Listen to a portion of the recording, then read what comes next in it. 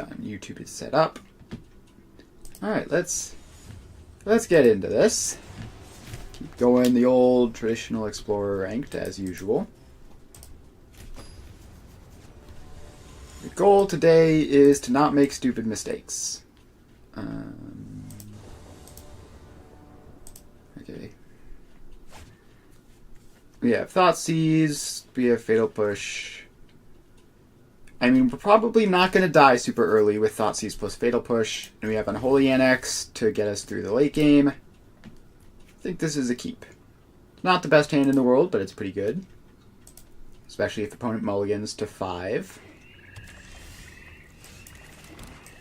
Alright. Whatever you kept, how about you don't? Alright.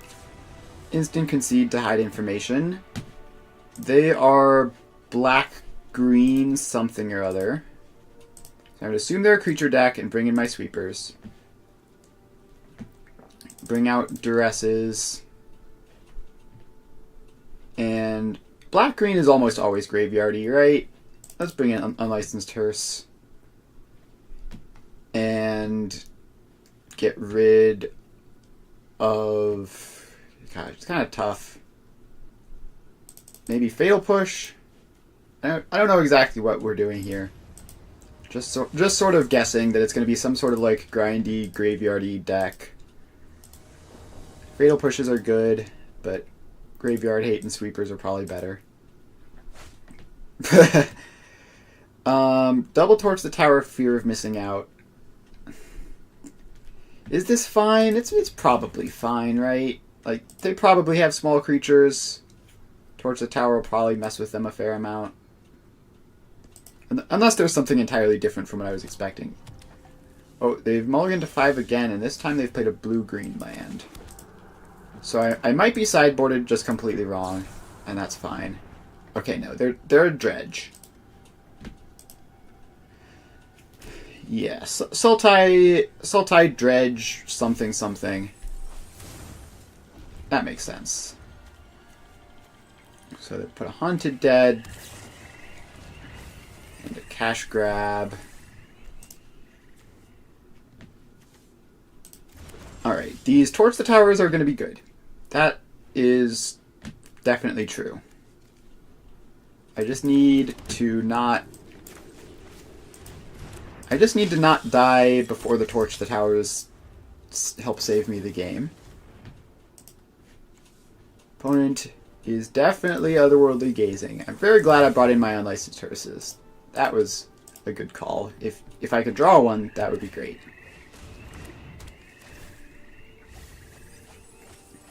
Dredger's Insight. More and more going into the graveyard. I would really, really love an Unlicensed Hearse off the top at just any point. And I think it's probably like good enough that I just go looking for it super aggressively with this blood token. Alright, Anger of the Gods is not what I was looking for, but it's still fine. We're gonna have Fear of Missing Out and get rid of the Blade of the Oni. Again, just every look for an Unlicensed Hearse is huge. And they're going to be trying to get all their stuff back from the graveyard here. They gaze another gaze into the bin.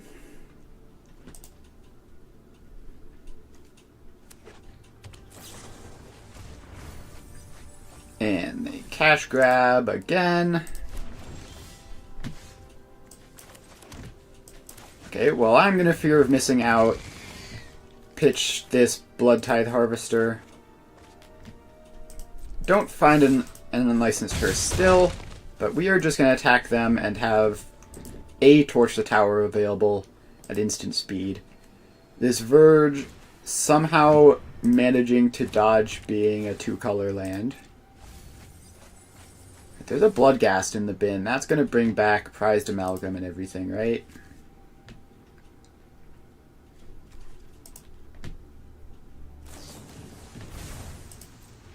And another gaze.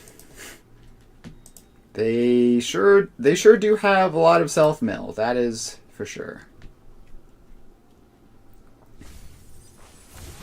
Just Stitcher Supplier.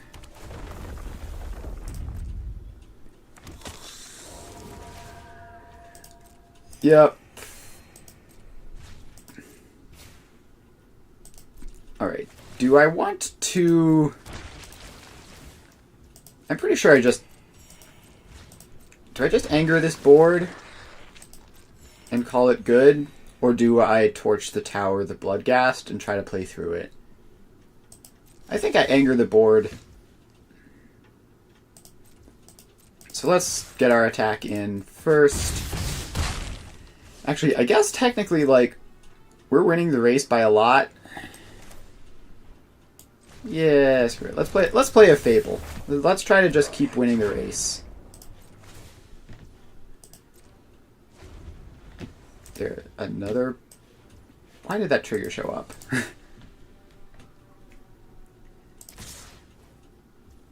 Alright, they're just attacking. They really want me to block their Bloodghast so that they could play a land and bring it back. That much is obvious. Another Dredger's Insight. Putting 2 more prized amalgams and a Creeping Chill in the bin. Don't love that.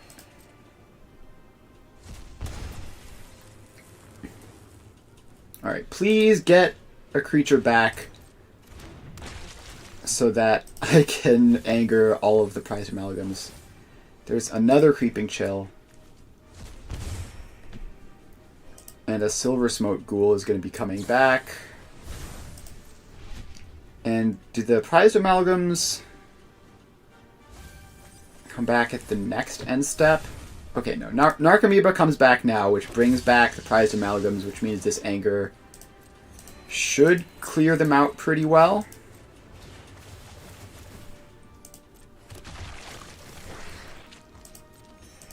Alright. Well, they have done the thing. They're up to 1 billion life. The question is going to be, can they beat 1 Anger of the Gods? And the answer might be no. The answer, honestly, legitimately might be no. Okay, let's get rid of some stuff. Again, just looking for an Unlicensed Hearse. Didn't find it. We're going to go attacking. And untap some creatures. Get an additional combat step. May as well get some damage out before I Wrath. And may as well also get some treasures.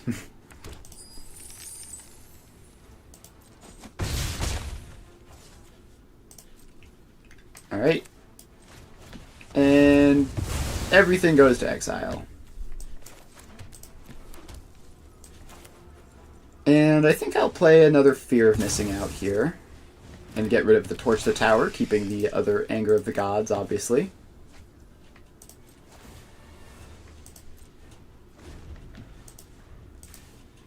Now, what is left in the bin for them? Not much. They've still got Haunted Dead. And they've still got the rest of their graveyard, the rest of their library to mill as well. Another Bloodghast, another Silver Smoke Ghoul. So did they already make a land drop? Alright, Witherbloom Command. To drain me for even more. And also gain them the life. Which I think... Yeah, okay, so the Bloodghasts are going to come back, and they have haste. And there are 3 of them for some reason. Don't know how there managed to be 3 of them, but that means we die.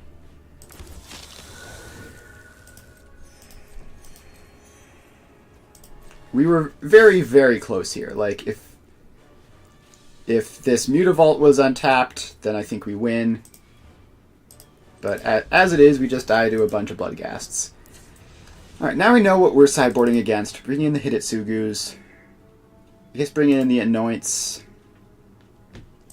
And the Duresses are going to be better than, like, all these destroy removal spells. Liliana does nothing. Withering Torment technically does something, but it's very little. Torch is good. Let's just trim some Blood Tithe Harvesters. The plan here is Rakdos control. Like, we just need to not die to their stuff. We just need to exile their win cons from their graveyard with Unlicensed Terse, and then go from there. Alright, we have a Thoughtseize. We have a Blade of the Oni. We have an Anger of the Gods, which is great. We just need to not get super low on life total.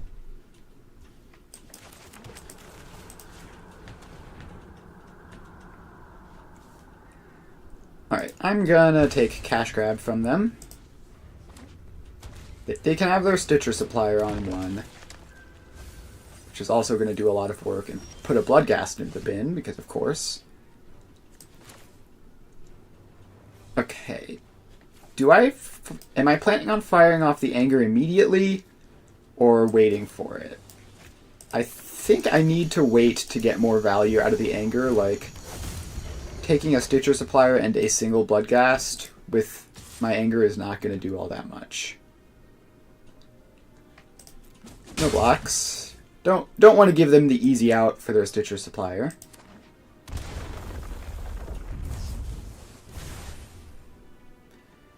Alright, so if this Gaze hits another Bloodghast, then they're going to be a little sad.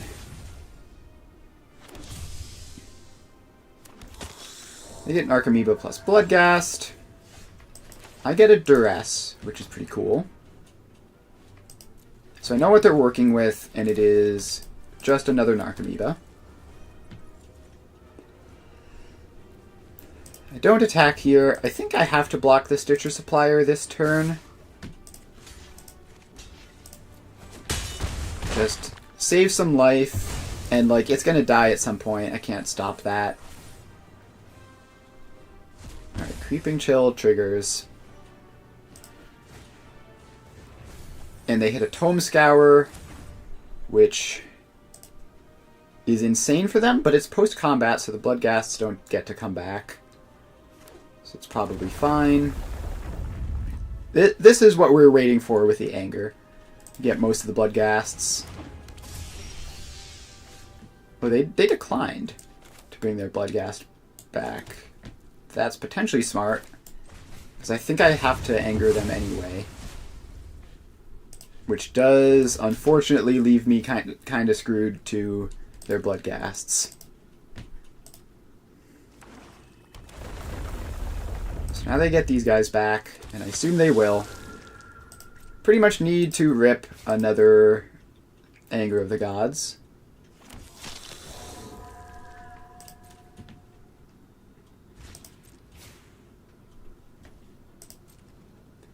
Fortunately, I'm at 11, so the Bloodghasts don't get to attack me this turn, or I'd be in way more trouble than I am.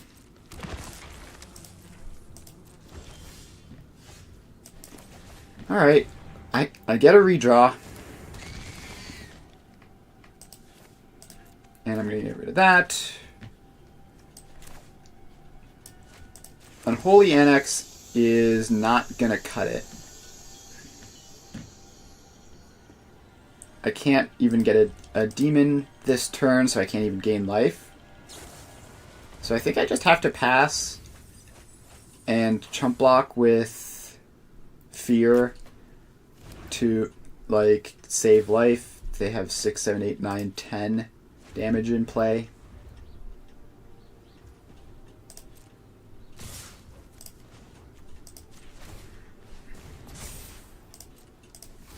Alright. I think we do this.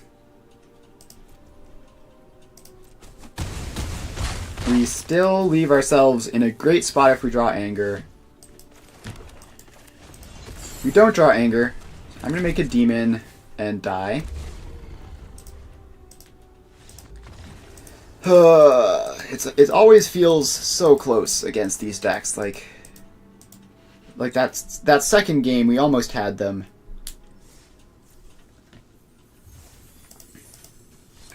But well, we did our best. I don't think we made any horrible mistakes there. Maybe just the mulligan decisions weren't the best, but I think they were still fine though.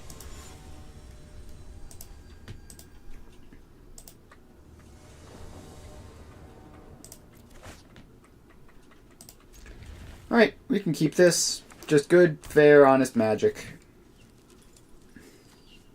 Alright, our opponent has played Leyline of the Guild Pact, which bodes poorly for good, fair, honest magic. Always bolt the bird.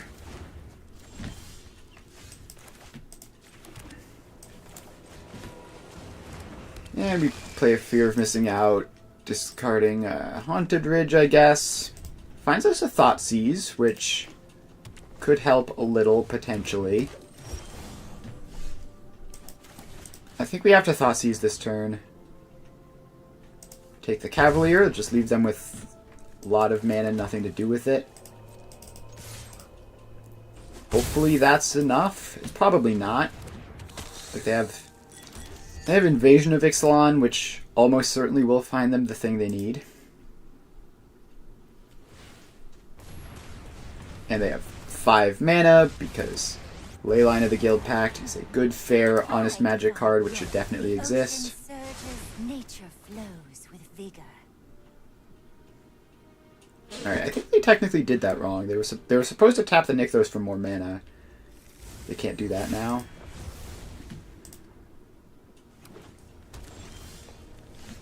Okay, Sunken Citadel. What fun. Well, let's team up to punch Kiora down to 1. And play an Unholy Annex. And I don't know how we ever beat them here. Like, they just get to play Cavalier into Cavalier, into draw cards, into all this nonsense for the rest of the game.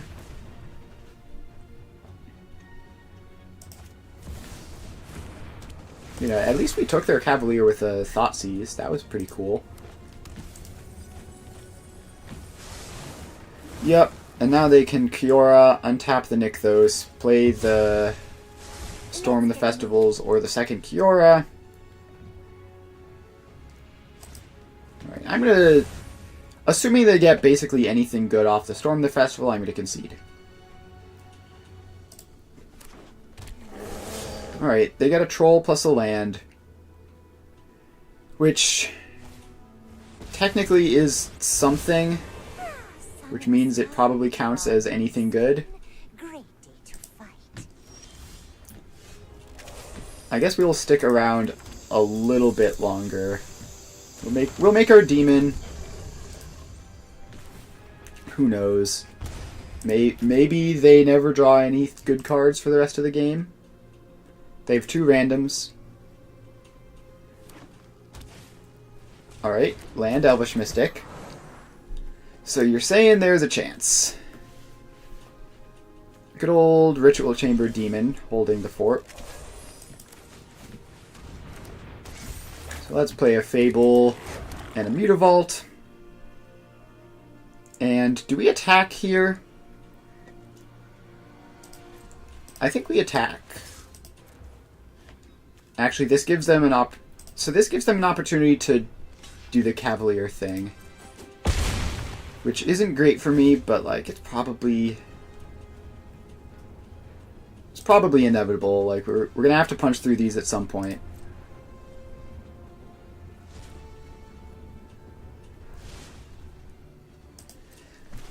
So they get to Cavalier, get back a Cavalier.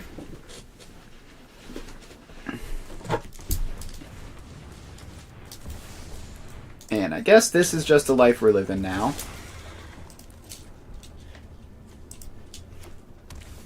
They get another land, they mill a bunch of stuff, draw an additional card, because why not?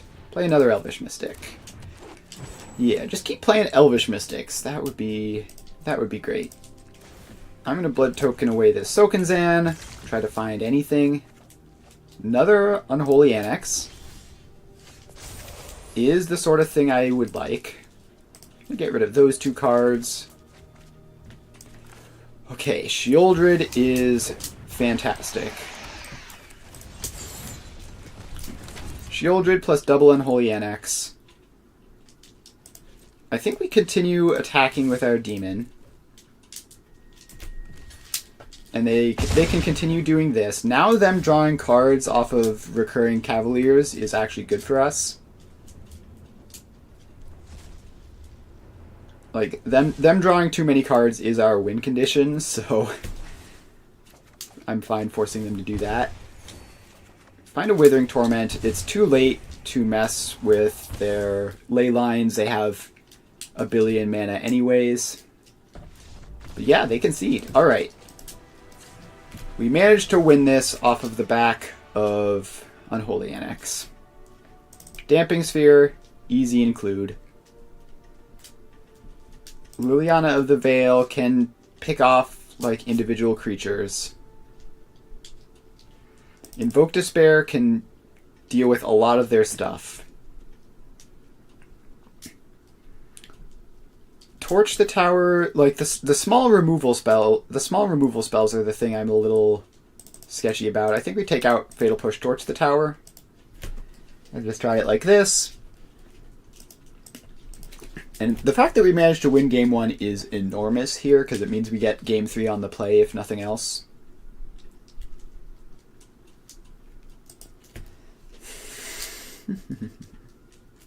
It's definitely still going to be uphill, but we have a realistic chance of victory now.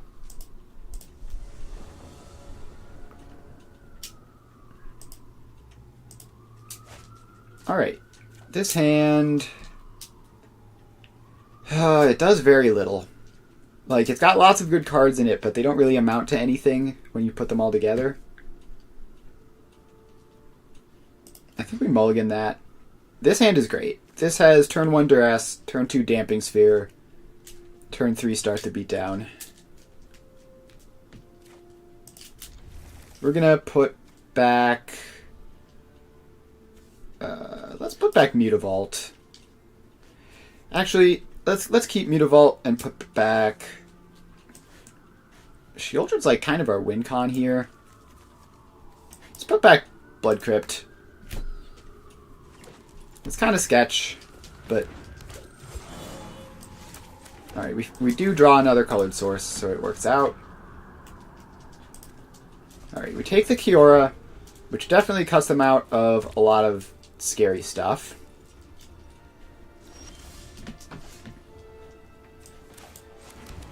So Nykthos isn't doing anything yet, which means I don't need to play the Damping Sphere yet.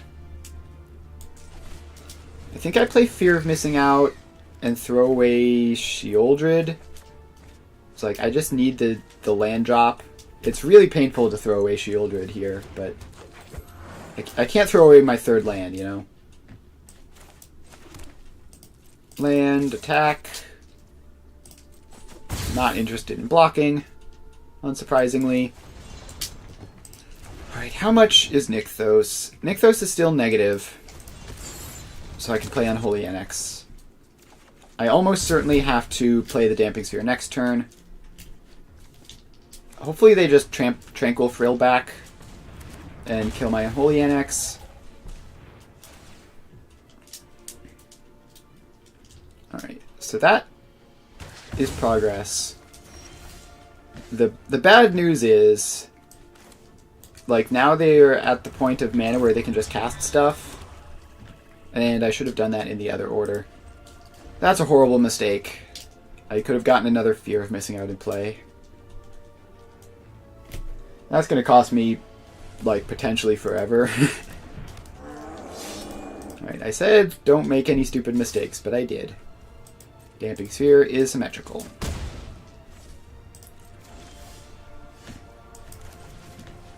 Alright, we Fear of Missing Out. We get rid of a tap land. Find an Invoke Despair. That's pretty good.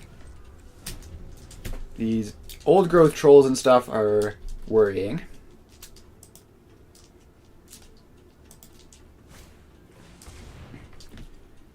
Alright. Monstrous Emergence. Kill one of my fears.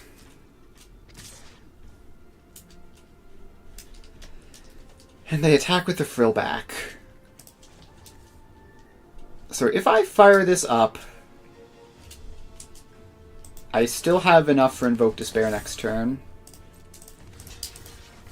I think just trade my Mutavault or Fear for their 3/3. Gets a point of devotion off the board. Play in another black source. And this is mostly just drawing me 2 cards. Kills an Elvish Mystic. But mostly just 5 mana draw 2 with marginal upside.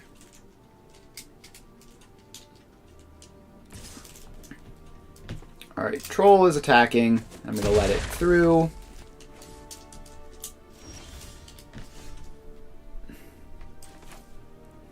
Alright, let's play a Pathway, play a Blood Tithe Harvester, have Withering Torment available, or Blood Token. I can attack here and untap. Just may as well take my Pseudo-Vigilance Beats. Not going to make a second attack. I would like to double block the Old Growth Troll if possible.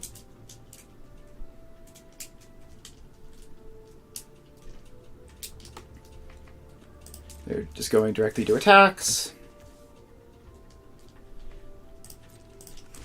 Now this does ramp them a little bit, but I can't be taking 4 points of damage a turn when I'm at 11. It just doesn't work that way.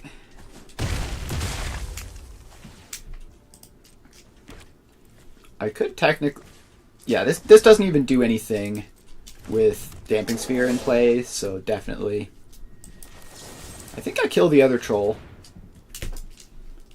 Just leave myself clear for attacks. It does put me low, but it's probably fine.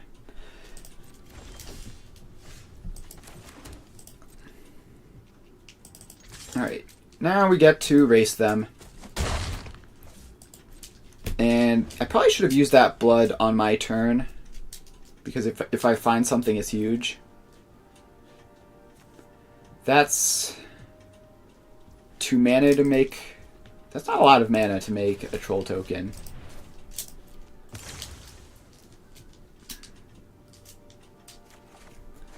Alright, we have a Shieldred. That's huge. I'm going to lead on Duress in case they have removal for Shieldred. Leyline, Storm the Festival. Well, Leylines don't do anything. I'm going to take the Storm the Festival and make it more expensive. Because they could have cast that next turn if they draw a land. Now it's another couple turns away.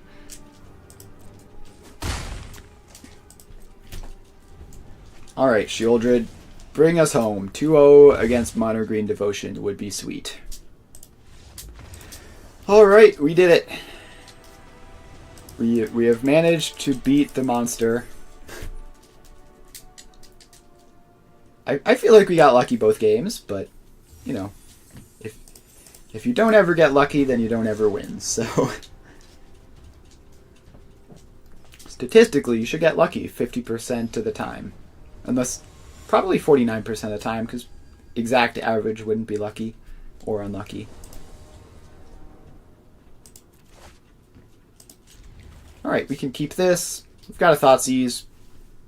We've got Unholy Annex and Shieldred. So assuming this Thoughtseize is enough to slow them down a bit, it's Elves. Lovely. Well, I'm going to take Tyvar, because that's the incredibly frustrating card that you can never quite deal with.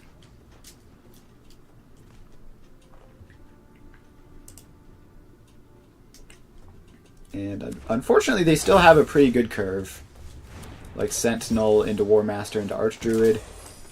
It's no joke. I get a Blood Tithe Harvester, which is a blocker, does slow them down a bit.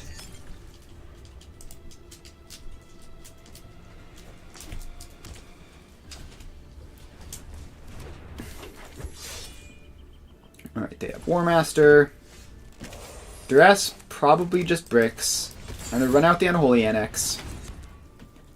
And do I kill the War Master with the Harvester? I think I do. Just get that out of here. Draw another unfortunate Duress.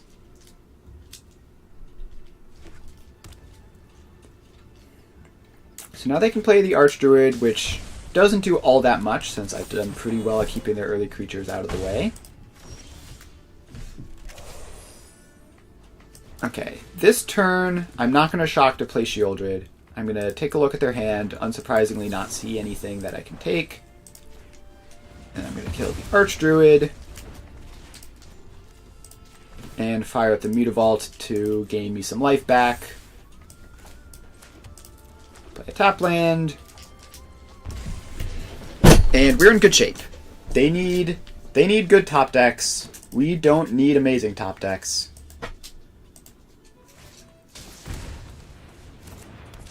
So obviously Leafcrown Visionary can draw them out of it. If they get one elf, it can chain into multiple.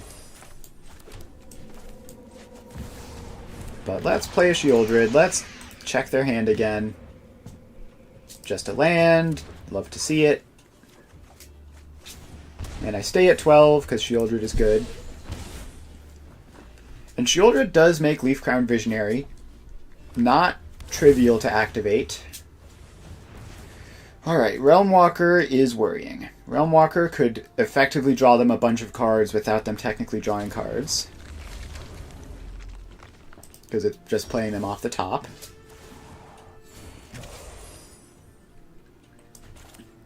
But let's play some Fear of Missing Out, draw some cards of our own, and gain life while we do it.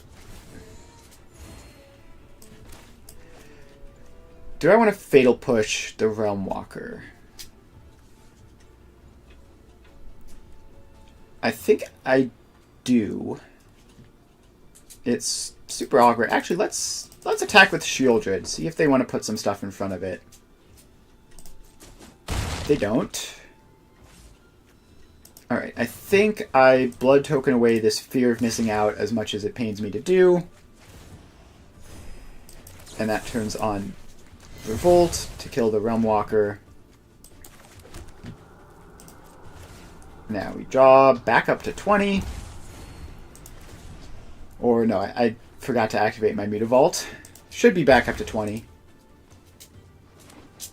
And they have Collected Company.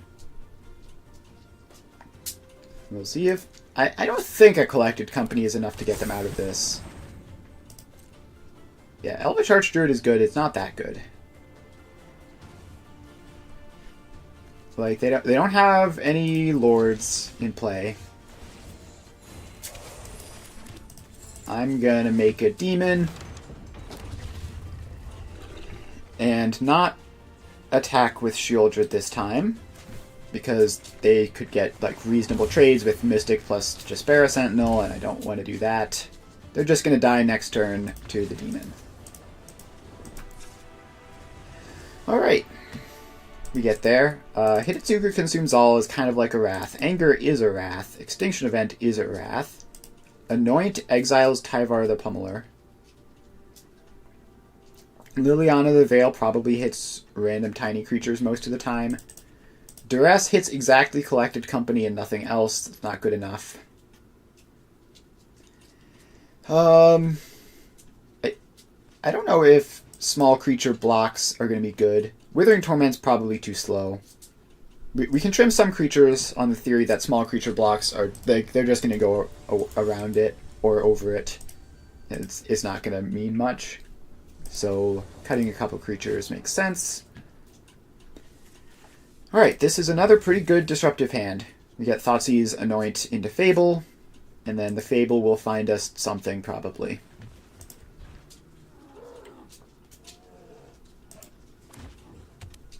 Notably, they're on the play, which Elves on the play is much, much better than elves on the draw.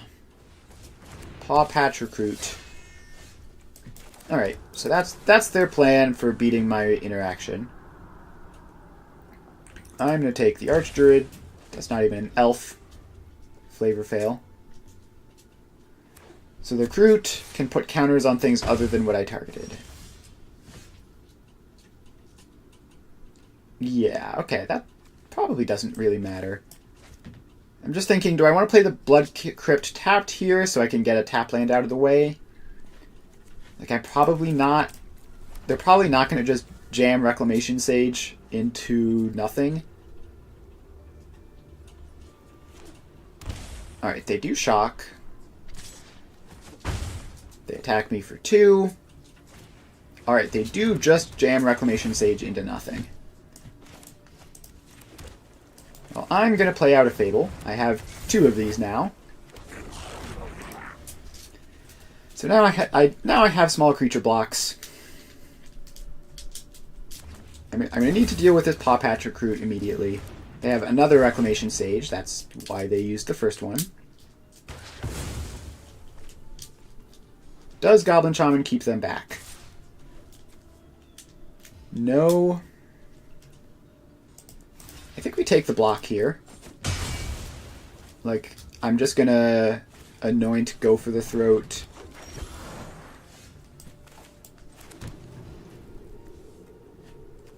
So yeah, let's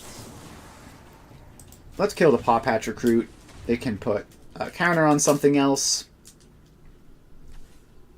That's convenient, because that's the one I wanted to go for the throat. So let's get rid of that one as well. And then hopefully we stabilize here. I would love to find a demon for this Unholy Annex. I might hold off on it until I can 5-mana mode. Let's play Fable and hold up Torch the Tower. They have 1 billion mana. Don't currently have anything to do with it. They do find a Realm Walker. That's scary.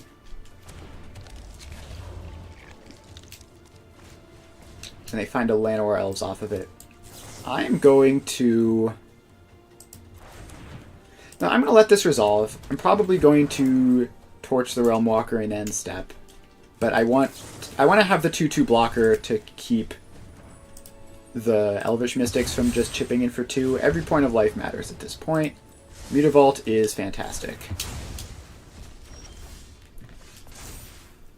I'm just going to get rid of the fear of missing out. Don't really care either way. So I think we play NX on this side. It's tapped my Mutavault, because of course it has. I'm going to play out a Bloodtithe Harvester then. And take 2 this turn. And then next turn make a demon and be fine. Yep, they concede. They know they're... If that top card wasn't something amazing, they were just completely cooked.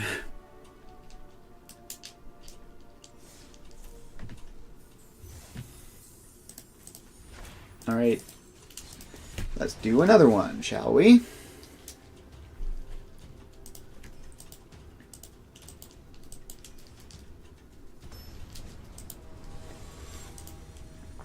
Alright. Let's see what we can do here. Opponent has the Ajani Avatar, which doesn't mean anything. We have a 1-lander. We have another 1-lander. Alright, we have a decent 5. Throw back, Blood Crypt, and I guess Urborg is probably strictly better than Swamp, right? So we get to turn 1 Duress and take an Elspeth, but this is also a bad matchup. So yeah, mulligan to 5 in a bad matchup, not what you want to see. I'm going to Torch the Elvish Mystic to slow them down a little bit, and then play the Bloodtithe Harvester. We miss our 3rd land drop, and probably die. They get Sanguine Evangelist, which is... yeah. Okay. Well, I'll play the Fear of Missing Out, discard the Fable, try to find a third land. Alright, we found a third land.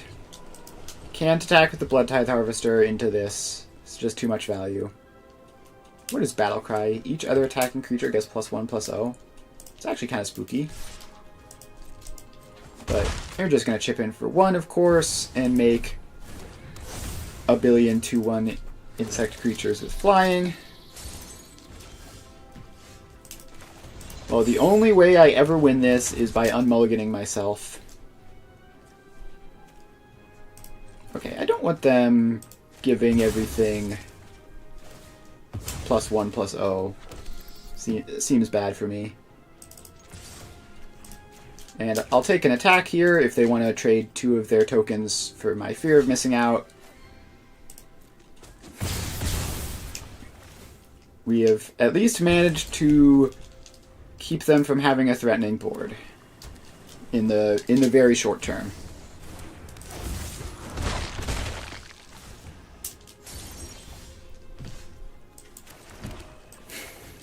Alright, let's just keep on playing out cards. Opponent has said good game. They are emoting like crazy. I really do not like that. Amelia's Call, make 2 4/4s. Okay. This is fine. This is totally fair and reasonable. Well, I'm going to discard 2 cards that I don't intend to use and make a demon. So at least this will gain me some life and draw me another card. The Overlord is coming off suspend after this turn, which isn't great. They are getting a bit aggressive here with this attack. I go down to 4, but I get one of their angels.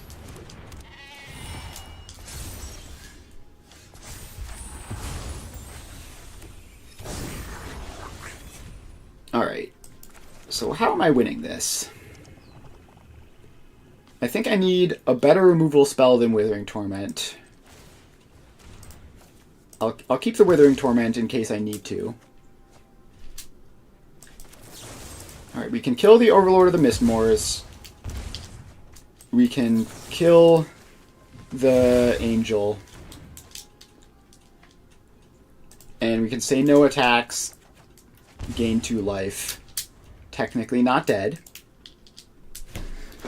Not dead yet. Evangelist is horrifying. But every turn I don't die, they don't have really any meaningful attacks this turn. Alright, they apparently disagree. So I'll take both of my legal blocks. Take one damage. I think they may have messed this one up. Like, I genuinely think that I'm sort of in the driver's seat now. So let's play the Fear of Missing Out, draw an additional card, because why not? And do I get to attack this turn? I don't think so. I want to turn this Blightstep pathway into anything useful. I have failed. They have 1 ground creature.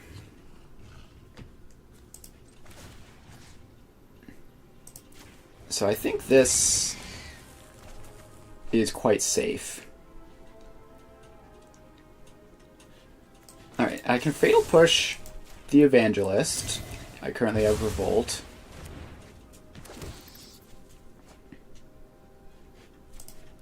And then attack with these 2. Untap the Demon. Put them to 8. No attacks. I want the Flying Blocker. Actually, I had Lethal. I missed Lethal there. Probably won't matter. I probably just won this game. But let it be known I'm aware. I had Lethal. Unless they chump blocked, maybe. But, meh.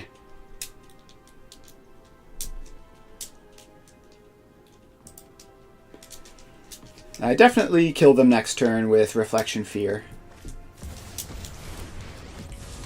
Elspeth Stormslayer is not enough, I don't think.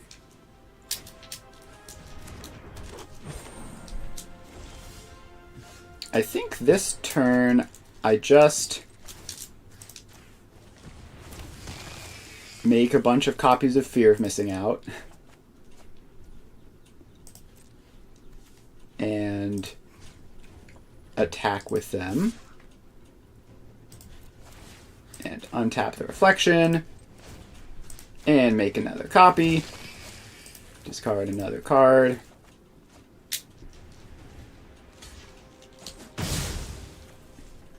And I attack again. Untap the Reflection. Make another copy. Discard another card.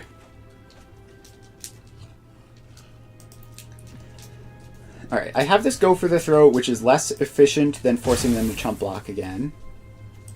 So I attack.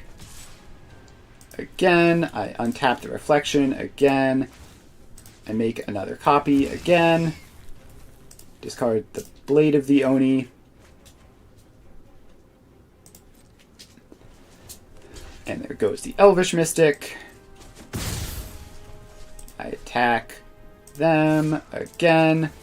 I untap the Reflection again. I make another copy again. Discard the Duress.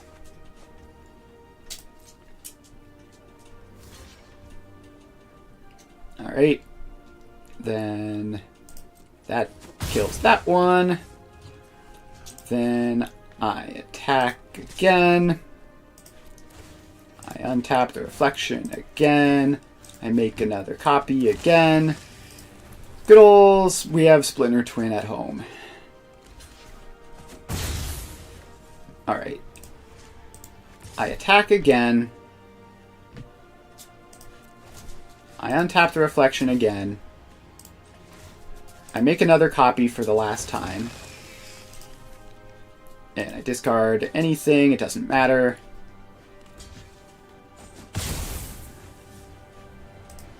And now I attack with all, and they die. Untap the demon, I guess. And untap something. Alright, opponent was very, very smug with their emoting, and then they got blasted. So, you love to see it. Let's bring in Invoke Despair, it's good against the Overlords. Hidetsugu Consumes All is good against all of their tokens, as is Anger of the Gods and Extinction Event. Fatal Push is quite mid against all of their token generators. Duress is quite mid against all their creatures.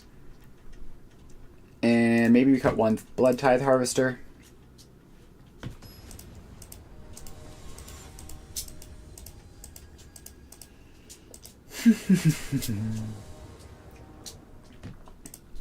Alright, that was mulligan to 5, by the way.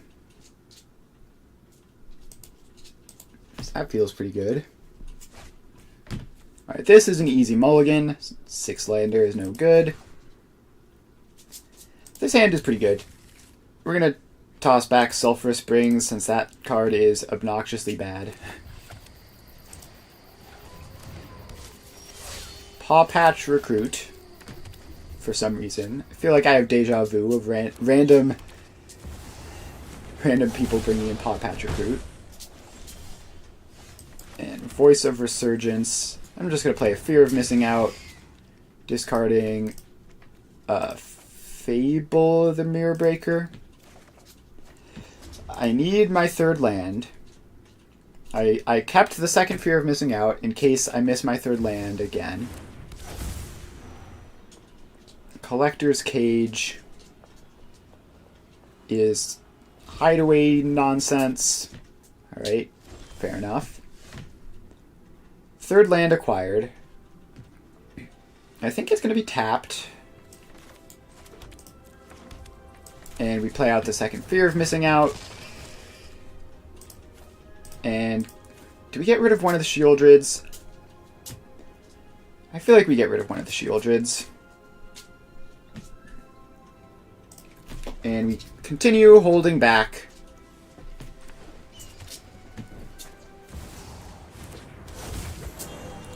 We play Llanowar Elves.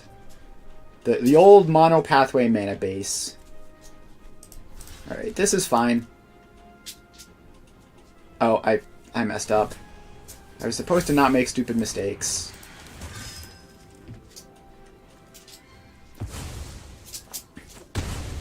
Alright. It's probably fine. Like, we just play Shieldred stonewalls them. And hopefully they can't deal with this. Hidetsugu consumes all, not looking amazing at the moment. Lots of 2 mana stuff going on. Do I fall for this again? I don't fall for this again. I just take 3 and gain 2 on my upkeep. Alright, Overlord of the Mistmoors. Alright, Overlord means it is officially time to rip off the Band-Aid with Hidetsugu Consumes All. So that's pretty good. Now we get to start attacking.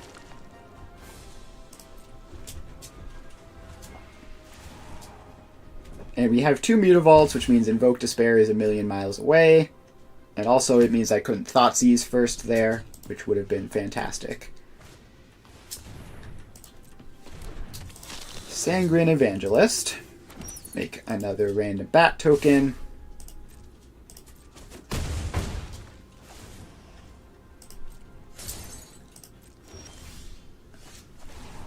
Alright. We get to exile graveyards, which probably is irrelevant. And I think we fire off a Thoughtseize here. Sandstorm, what now? Enduring Innocence is obviously the take. And I think we stay on defense here. We have Go for the Throat, which I'm not going to cast because they have the stupid Voice of Resurgence.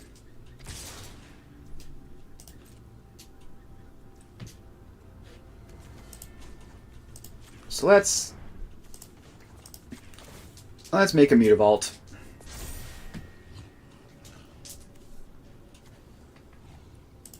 And past blockers, go block, take 6. And I have Go for the Throat if things go horribly wrong, but I'd really rather not use it. Alright, farewell my poor Mutavault. -1 land. And there's the Salvager. I would love to draw and Anger the Gods. Alright, well we have another land.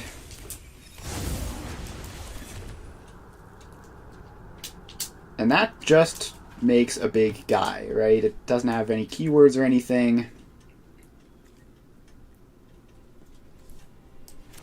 I think we just kill the Voice of Resurgence. They're going to get their big guy. It was going to happen at some point.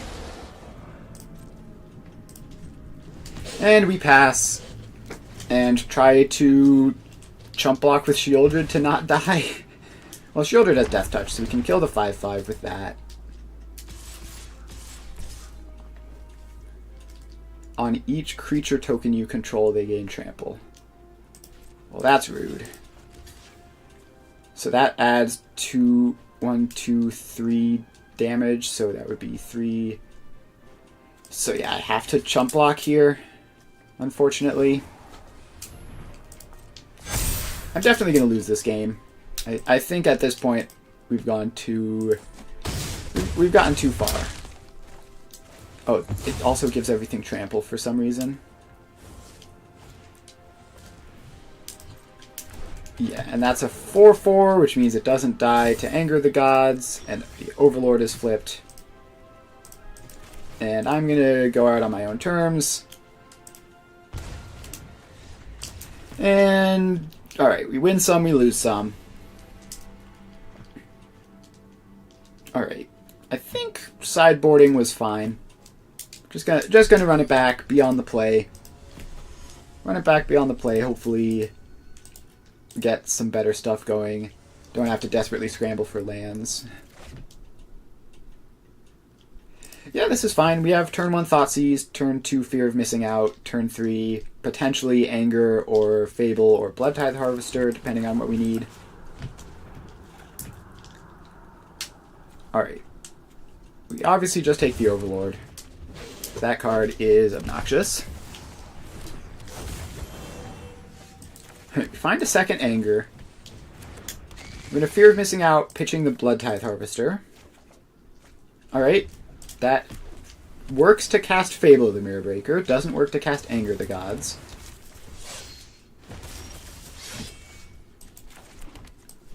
So let's play that and cast our guy. You're not the only one who can do creature tokens, opponent. We can do those too. And there's the Sanguine Evangelist. And another Llanowar Elves. Alright. This is fine. I think we discard Torch the Tower. We take our land drop. We take our attack, and then we just use the treasure to anger this board away and probably win the game.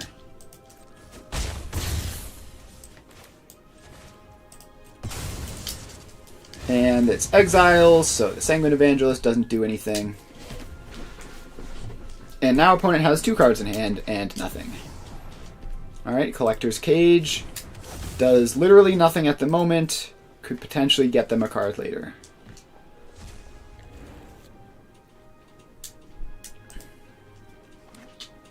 Alright, play a land. We get that guy flipped. Play a Bloodtithe Harvester. Still no real second red source. We're gonna attack with a Mutavault, because we may as well.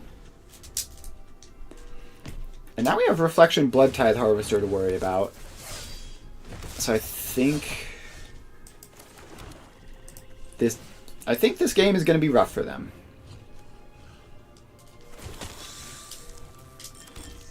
So let's kill the Paw Patch Recruit. Puts a counter on the other one, but that's fine, because we will be killing that one next turn. It's quite big. It certainly is quite big, but not big enough to live. I'm not going to use my Bloodtithe Harvester to kill it immediately. It's way too high value for that.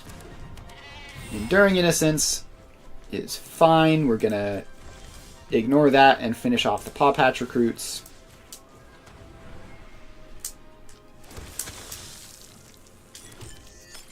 And also just incidentally get a billion blood tokens while we're at it, which is pretty helpful.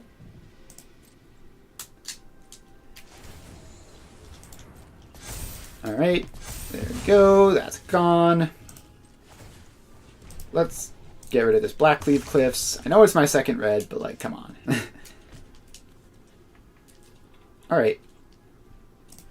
Now we take our 3 points of menace. And I think we torch the Tower of the Enduring Innocence in response to them doing anything. This probably counts as them doing something. Wait. They have Collector's Cage. Not falling for that one. I am smart. I'm not going to die to Collector's Cage twice. Alright, they've activated it. Now I'm going to try to kill the Enduring Innocence. Please go away. And if this works, it'll be exiled and it'll be gone forever. So they don't even get the card advantage out of it. That would be pretty cool. Opponent is pondering their life choices, it seems.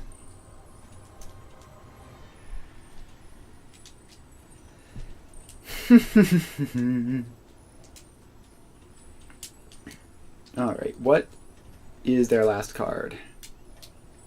Are they just roping me? Is that what's happening? I have lethal on the backswing if their last card is a basic land. Or, you know, any other thing that doesn't impact the board. I have lethal with Blood Tithe Harvester copied from Reflection plus Blade of the Oni is 9.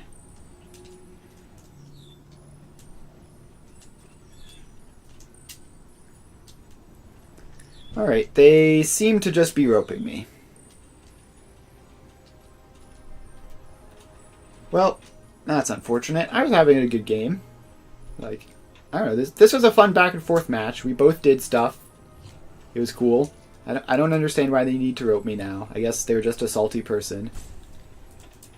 And now we have to wait because they have 2 timeouts. So, yes, I'm gonna check Twitter in the meantime. Let's see what Twitter has to say.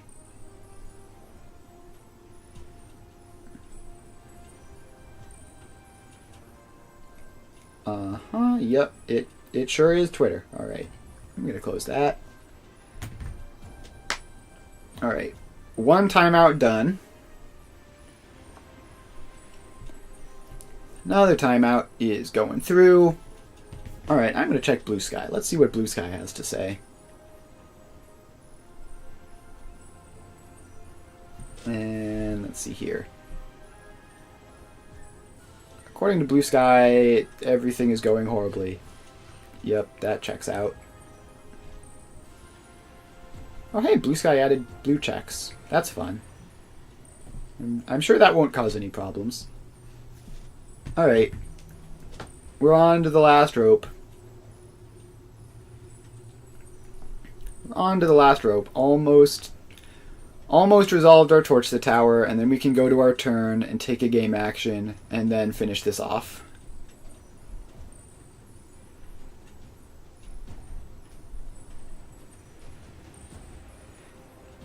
Alright. We've done it. They have conceded. Truly agonizing. Like, imagine the timer being so long that you can check 2 separate social media websites while, like, after having realized that they've already left. Alright, let's do another one.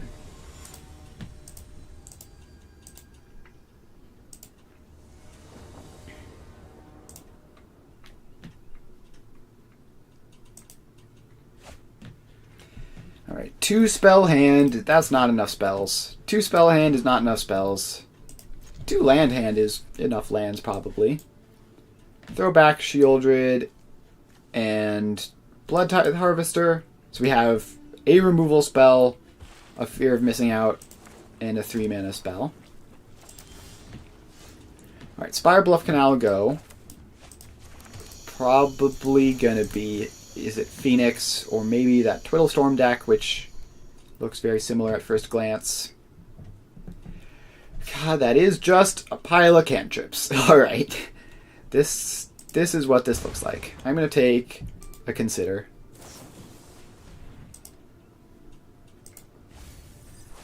Tempting maybe take the Brazen Borrower. It's more impactful than a cantrip, but it also doesn't really do all that much for a while.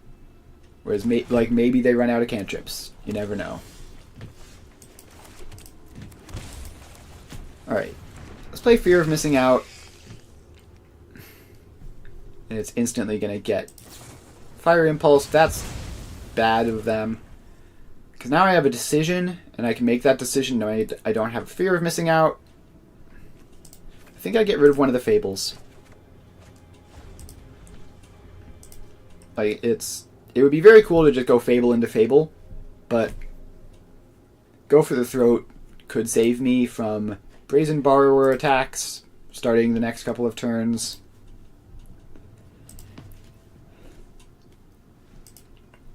And 1 Fable is probably enough. Alright, another Thoughtseize. We're going to save that Thoughtseize for now and just slam our Fable of the Mirrorbreaker. Get Spell Pierced. Alright. It looks like our plan to running them out of cantrips may have worked, actually. Although it looks like they're casting a Treasure Cruise now, so much for that. Oh, if I had cast that Thoughtseize, it would have been so good. Hey, Torch the Tower is a great pickup for the matchup. We're going to Thoughtseize, take your Treasure Cruise, and pass. You're going to play Picklock Prankster to free the Fae. Alright, they're the Galvanic Iteration version of this deck. I don't think that version of the deck is very good. Like, I've never been impressed by Galvanic Iteration. Maybe this will be the time for them to double Treasure Cruise. Alright, let's kill the Prankster. We have this Go for the Throat, which is absolutely not ever going to be targeting a Phoenix.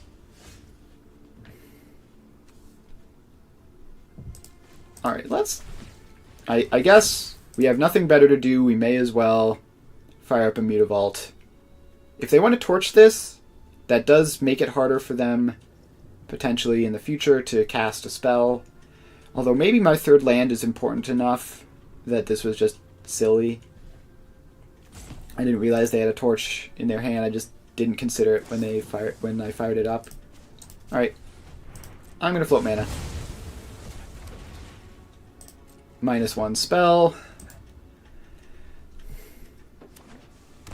Opponent still has another Treasure Cruise in hand somehow. And they have Galvanic Iteration Treasure Cruise. Yeah, that's horrifying. I think we lose to that on its own.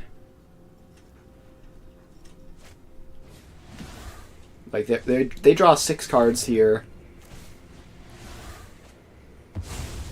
They draw 6 cards, and I don't know how we win from that. I guess the way we win from that is, like, kill all of their Phoenixes, make them draw their deck, and then die. Play a Blood Tithe Harvester. Gotta get something going. Probably just gonna get torched or something, but gotta try. Alright, there's Artist's Talent, which will put the Phoenix in the bin, which will get the Phoenix back in play. Another Free the Fae. Still not finding additional copies of Phoenix. It does find a Spell Pierce, though, which is very bad. Because that could potentially Spell Pierce my Torch the Tower. Notably still on 2 lands somehow. Alright. Lightning Axe, put some stuff into the bin. My poor Blood Tithe Harvester never had a chance. But they just pass. Alright. Well, I need to find a land. Alright. Opponent has 7 lands in play. I have a total of 3, counting the Mutavault that died. I'd rather it not be that way. Alright, they find another Phoenix. Find a random Spikefield Hazard, I guess. Picklock Prankster Part 2. The Fae have been well and truly freed at this point. That's all 4 copies used. They're down to 14 cards. They're down to 14 cards in their library. If they somehow tap out a Spell Pierce or discard it, that would be very funny.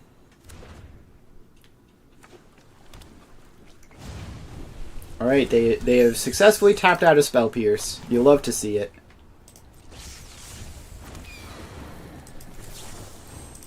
And you can go away. And then I'll take 3 and then torch the other Phoenix on my turn.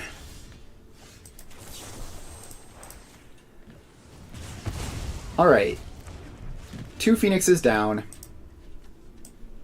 And alright, Prophecydetic Memory is lights out. They're just going to draw the rest of their deck and kill me.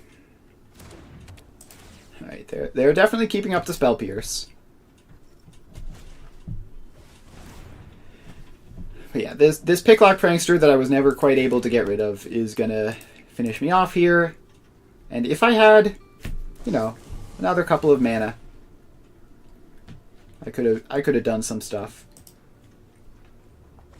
So now we just have to, like, assume that they can draw the rest of their deck here. If they can't, Technically, I don't die this turn, right? Right, I go to 4. But they have Spell Pierce available, so even if I did have something, it doesn't matter. Alright. As far as game 1s go, not that bad. Damping Sphere, Hidetsugu, Unlicensed Hearse, Anger, Extinction Event, A Note with Affliction doesn't work. Torch the Tower is bad. Fatal Push is good because it gets rid of the fairies, the Picklock Pranksters, even if they have a billion counters on them, whereas Torch the Tower doesn't. Withering Torment is hilariously slow and bad. And then all these stupid little ground creatures. I'll keep 2 Fear of Missing Outs. Oh, and bring in 2 Torch the Tower, obviously, because it kills the Phoenix. I almost forgot about that crucial detail.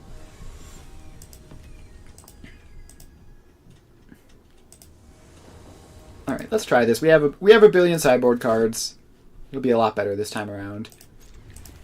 We're gonna keep the Blade of the Oni Unholy Annex draw, and it's like one of our best solitaire draws. Obviously, without a Thoughtseize, it's not quite as good, but all right, this is officially like one of our best possible solitaire draws.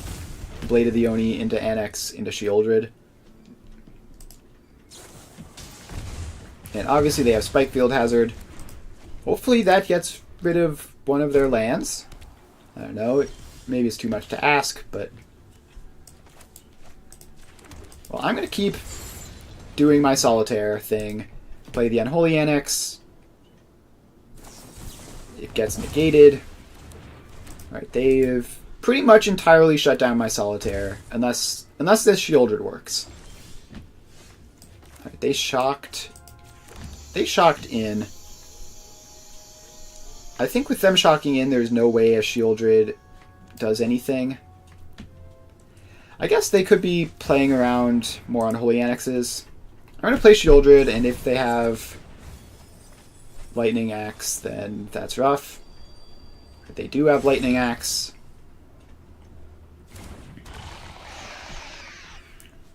Okay. And ban you. And it even puts a Phoenix into the bin. This Hidetsugu Consumes All is probably going to be too slow. I assume they can probably get the Phoenix back right now. Yep, that's 2 spells, and with all these cantrips, they're bound to find a third.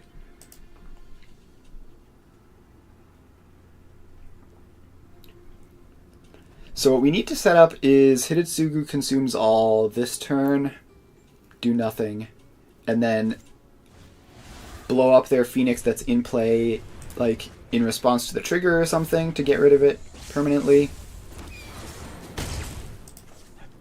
Still only 1 Phoenix, not very scary. Unlicensed Hearse is quite scary.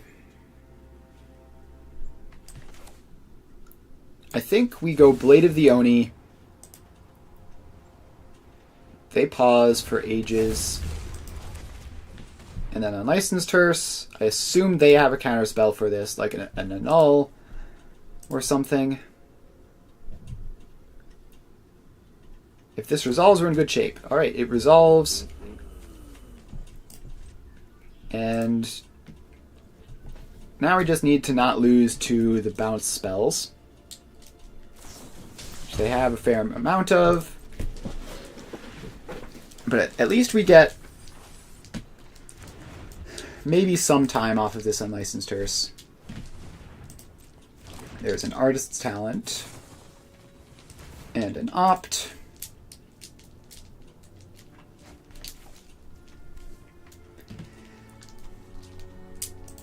And no Phoenixes in bin. Unfortunately, waiting here will let them play a Treasure Cruise if they have it. But if I don't wait here, then they can put a Phoenix into the bin after I activate, which would be catastrophic.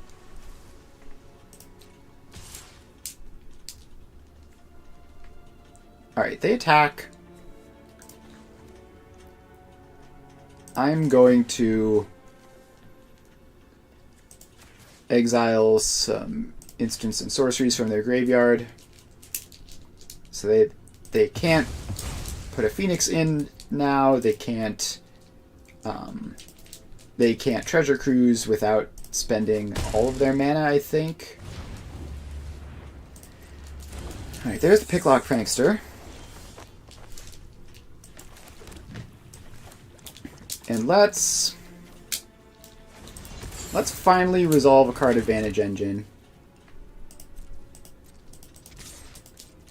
And swing in for 3.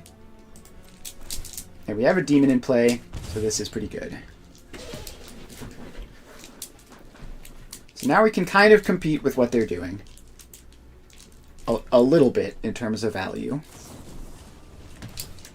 Alright, they Lightning Axe, put a Phoenix into the bin. That's good, because that's a Phoenix that I can hearse at any point.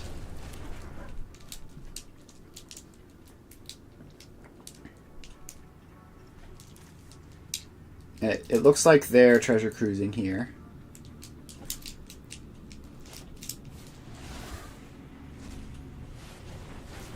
Yep. You can go ahead and do that.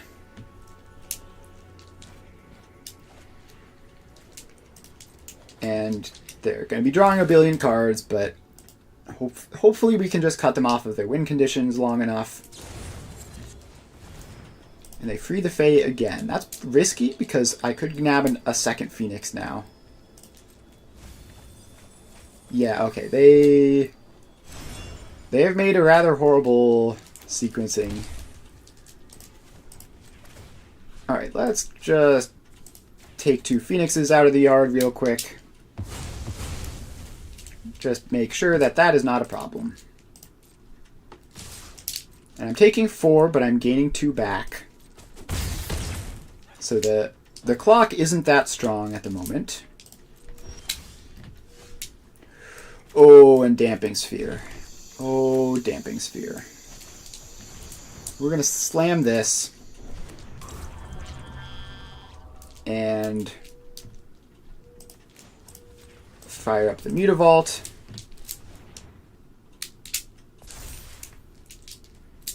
And pass. So they can Lightning Axe to 2-for-1 themselves to kill my Mutavault, which is probably worth it for them. So now I go to 10, and then they attack me down to 6. Alright, we're definitely not out of the woods yet. I draw another Damping Sphere, which is not really what I want to see.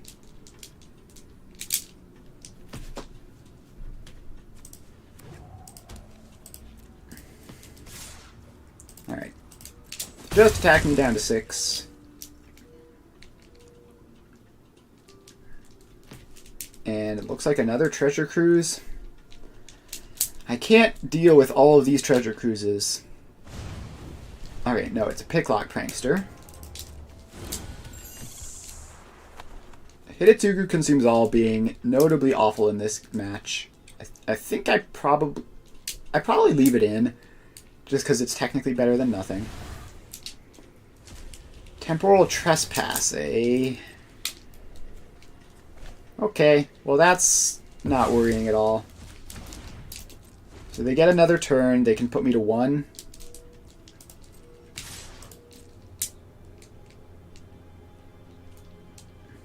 And then they, like, random Spike Field Hazards kill me now.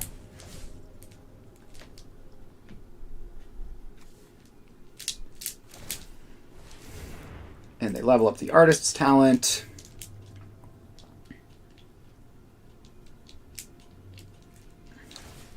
And they level up the Artist's Talent. And they pass. Alright. That's something. Just try to keep their graveyard in check a little bit. I can play another Mutavault. I can fire up the Ritual Chamber. And this gives me a blocker for the Arclight Phoenix. And a draw. So I remain technically not dead. I don't want to go to 1 again, but I might end up doing that.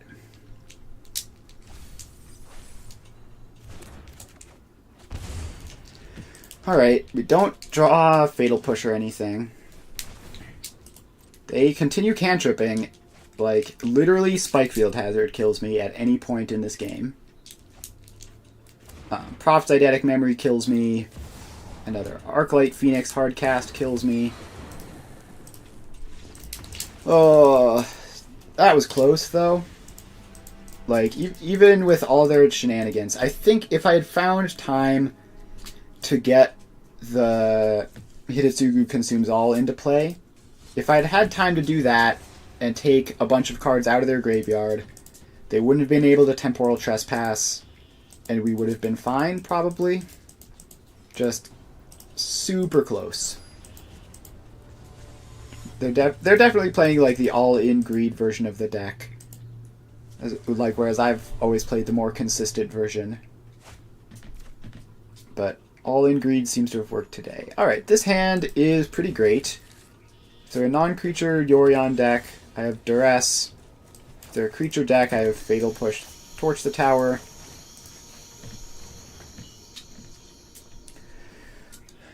All right, we're doing this stuff. I take United Battlefront because I have very traumatic memories of that card in the past. But they are mono-white Devotion, it looks like. Which is interesting, not something I normally see. Alright, we find another Thoughtseize. That's pretty cool. Builder's Talent is pretty good. I think we take... I think we just take... Yeah, let's just take Builder's Talent. We can torch the tower the Enduring Innocence, so it's not actually a problem.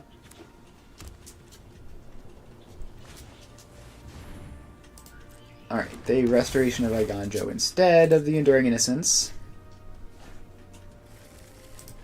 Well, they're certainly not going to be short on lands. That's for sure. Alright, this is our last turn to play Blackleaf Cliffs untapped, so we'll do that.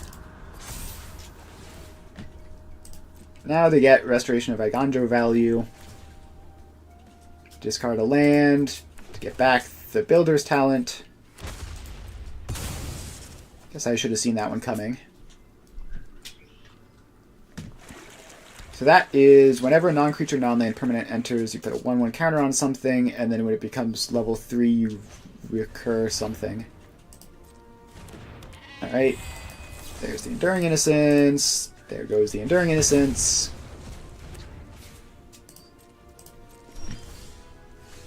And now we just slam Sheoldred and hope they don't have removal spells.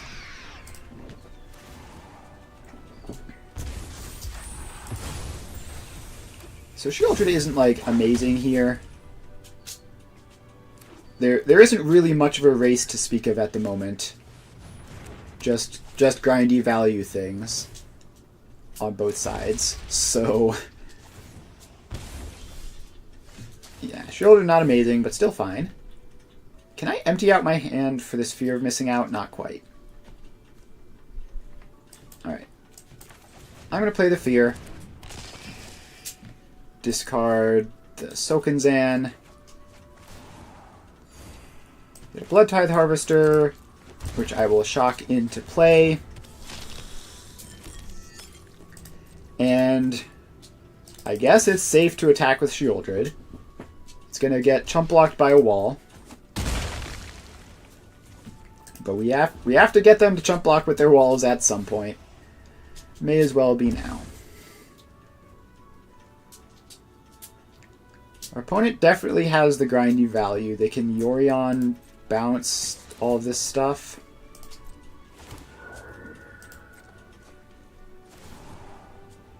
Alright, Sheoldred is definitely putting on a bit of a clock. This is bait, right? There's no way they let me do this. Yeah, I'm going to say no blocks and just Fatal Push it next turn with Revolt from the Blood token.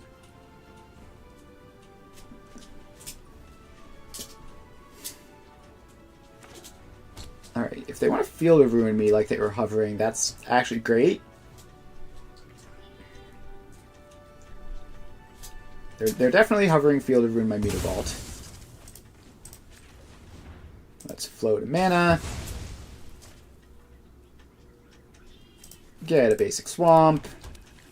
And now Revolt is triggered, so I can push the Architect. And I can do that at any point. I'm going to let them do all of this. Hopefully they pump up the Architect. Alright, they don't. That's fine. Exile target tapped creature. Alright. Punished for attacking with the Shieldred. I'm going to push the Architect. And now they have a Wandering Emperor. So we can no longer just sort of mess around with like trying to like play creatures and stuff. We need to actually win the game soon.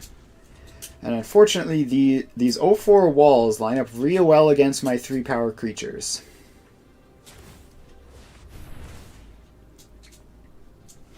And they get back their restoration. They get another basic plains. Alright, opponent's deck is really cool. Like, I love what's going on here. Yeah, sure, fire up the Caretaker's Talent. Alright, Fear of Missing Out is pretty good. That's a card draw. And Swamp, we're going to try to redraw that one into something good. I'm going to try to redraw Mutavault into something good. Yeah, we're never beating all of this value. Not with them at 16. Hitotsugu Consumes All turns off their deck. Extinction Event kind of turns off their deck. Invoke Despair is great. They have Nykthos, right? Is Nykthos worth bringing in Damping Sphere? Probably. And Liliana is probably not exciting. Anger of the Gods is probably great. It doesn't kill the walls. They have lots of other types of tokens, though, that it will kill. Let's bring out small creature removal, since they are all tokens. It's not really going to work. Withering Torment is essential for Caretaker's Talent. Let's cut Blood Tithe Harvester as the worst of the creatures.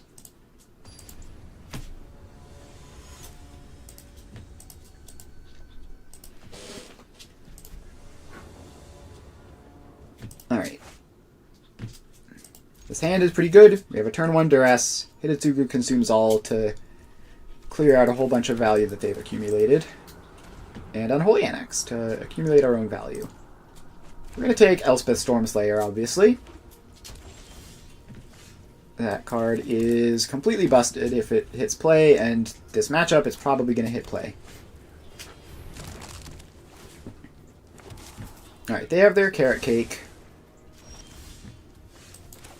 Alright, that's a good draw. It means we have multiple sweepers. For now, we're just gonna Unholy Annex and draw a whole bunch of cards.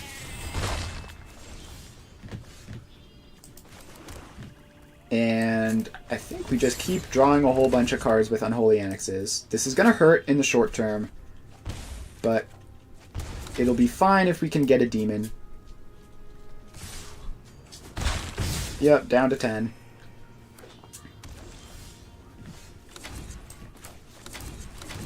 Alright. Do we try to make the demon this turn? Or do we try to set up to do it safely next turn? I think we try to set up to do it safely next turn. I don't want to make a demon and then have it instantly destroyed. That would be very bad. Alright. Duress puts a Wandering Emperor into play. Take Ossification. That's pretty good. And Fable of the Mirror Breaker, I guess. Make a little guy to block with. Now we go to 6 off of our own cards, mostly. Not casting this Thoughtseize until much later in the game. Gods, to me.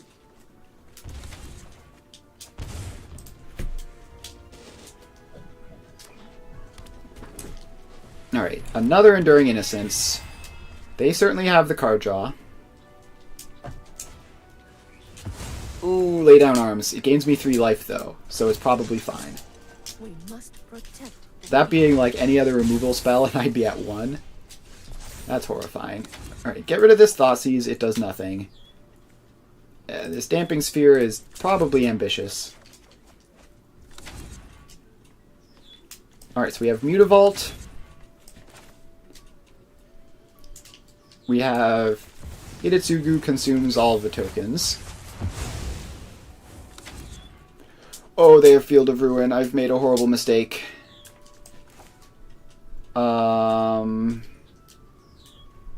Oh no, they're tapped out of it. It's fine. Okay. We're fine. Everything is fine. Play a Fear of Missing Out as a blocker. Get rid of Random Pathway. Alright, we go up to 8. Thank goodness.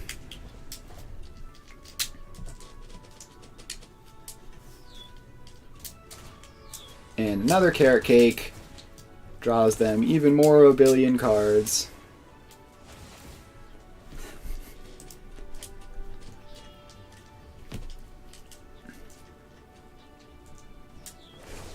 And they give one of the Enduring Innocences first strike. So I can't really block that well. Portable Hold to take my fear. Oh, I'm going to 1. Oh no, I'm going to 2. Apparently I just can't do math. That's what I've learned here. Alright, exile all graveyards, which doesn't really matter. Get a blocker, which kind of... Well, it would matter except for the fact that I am wrathing. Alright. Actually, if I need to have a Mutavault. They have Field of Ruin available this time. So let's make a big scary demon. Play a tap land. And pass the turn. And please don't kill my big scary demon. Alright, they did not. Oh, this is very stressful being at this low of a life total versus an opponent who may or may not have instant speed removal and who definitely has a Field of Ruin or two. Also, we're both drawing a bunch of cards. They're Yori on deck, so they're never going to mill. I get rid of Thoughtseize because the life loss is just too scary, even though that card is great.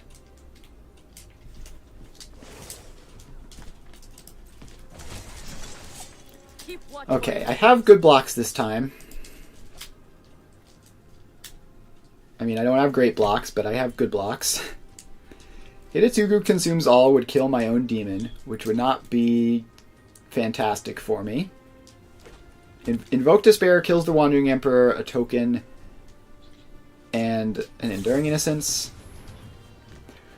Oh dear. Okay. That's not great. There goes one of my 2 blockers. Heliod's Intervention X equals 3. Okay. Opponent wanted it more. Yeah, Heliod's Intervention. That's certainly a card. Alright, well, we got obliterated by our opponent's insane sideboard card. And also probably just by being too greedy. Hard to be too upset about that. Opponent's deck was sweet.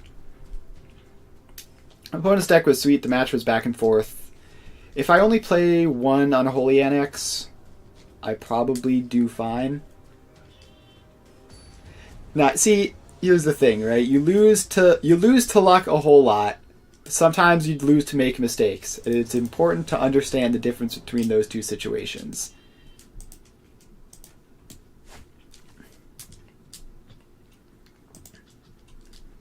Like, I definitely could have been a lot safer with my life total that game. And ultimately, if I had another 6 life, I would have probably won easily. So that's just how it is. They're going to Thoughtseize, probably going to take my Duress. No, they take a Blood Tithe Harvester. Does that mean they have all creatures? Do you have all creatures? No, you have an Unholy Annex. Very, very happy to take that. Though they're playing the big score. And Greedy Freebooter. Alright. I don't know what my opponent is cooking here. But apparently they didn't like Blood Tithe Harvester, so I'm going to cast the other one.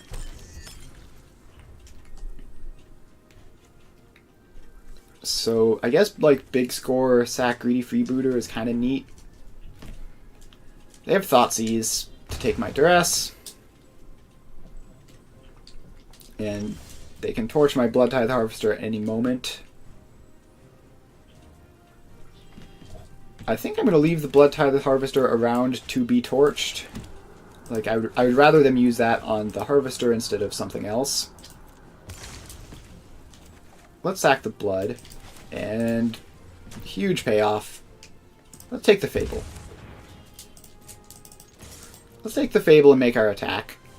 Gives them the treasure, but they don't really have that much to do with it.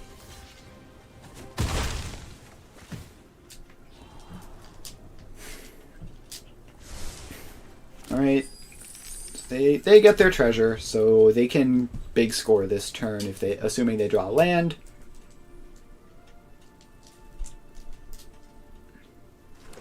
Alright, they draw a land, so they can big score, or they can torch my Blood Tithe Harvester. They torch the Blood Tithe Harvester, leaving the big score in hand for now. Well, I'm gonna play a Mutavault and pass because I have nothing better to do.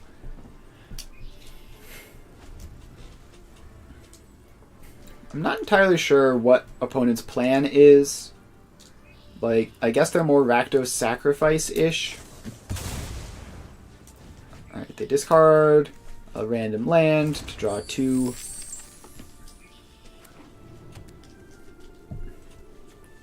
Alright, it hasn't gone amazingly for them so far. I'm going to play out my second Mutavault and attack with the first. While they're tapped out of Field of Ruin, may as well get my Mutavault attacks in. Alright, they top decked a Fable. That's very, very bad for me. Are they like... what's that one card that like transmutes things into bigger things? No, they're playing Greedy Freebooters, so they're not that.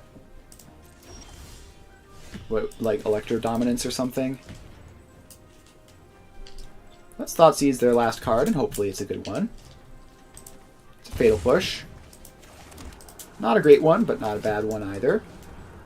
So let's fire up our 2 Mutavaults and attack with both. They can sack 2 treasure tokens to Field of Ruin me here, which I am fine with. I would love for them to not have 2 treasure tokens. They don't do it, unsurprisingly. They have 1 discard. And they find... Drumroll, please. Alright, Ritual Chamber. That means I'm instantly a million years behind in the matchup. So now they can draw cards and gain their life back. And I have no real easy answer to it.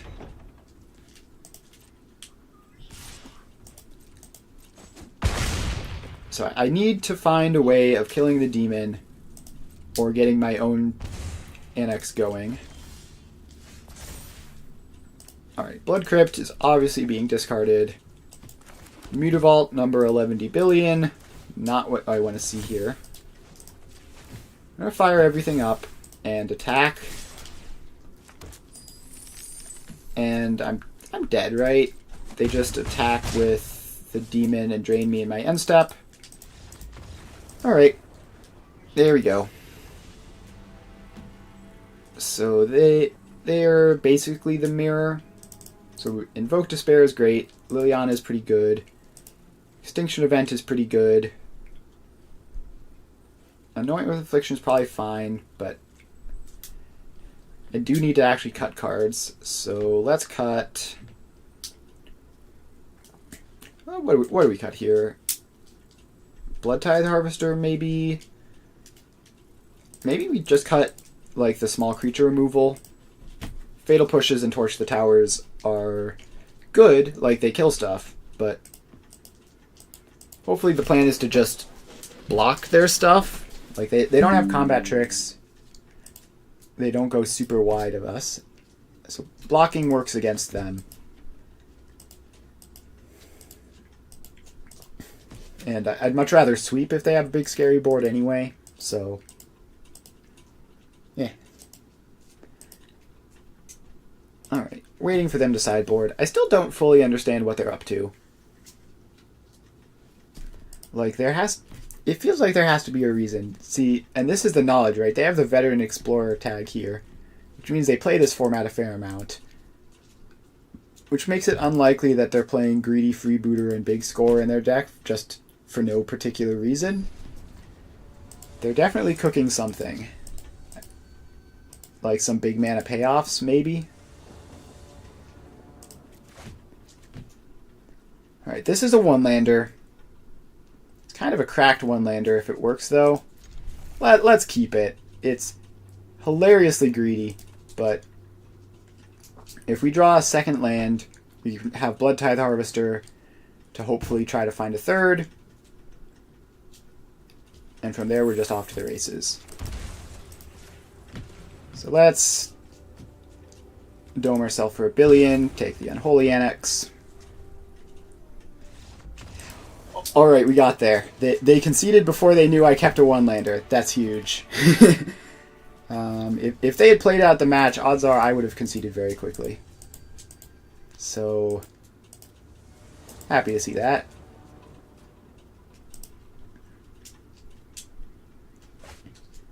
Alright, we have another hand with a turn 1 Thoughtseize. Alright, they have a hand with a turn 1 Thoughtseize.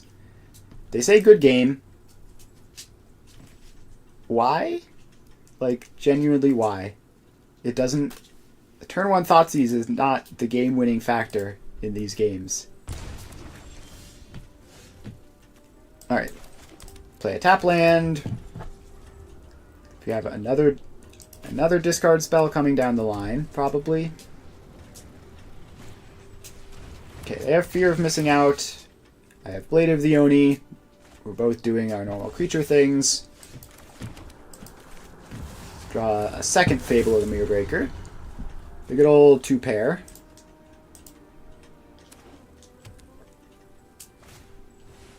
Their mana base is kind of cursed right now. Black, red, colorless. No duels.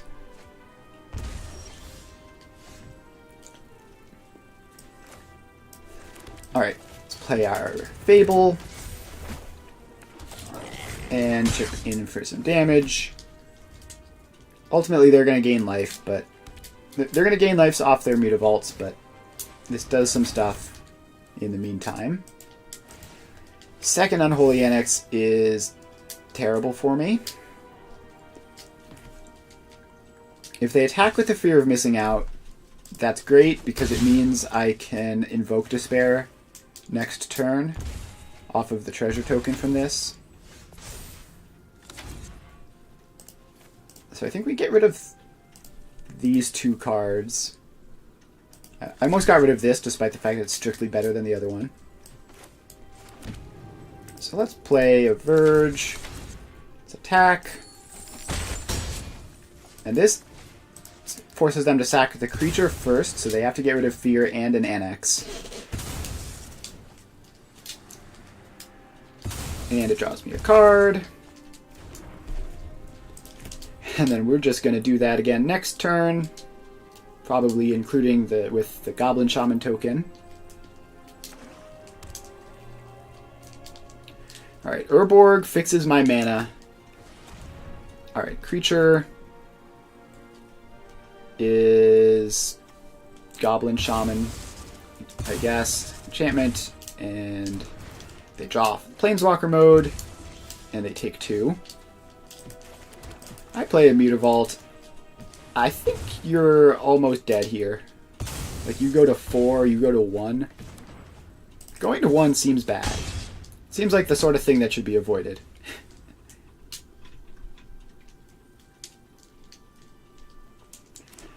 I invoke Despair. What a silly card.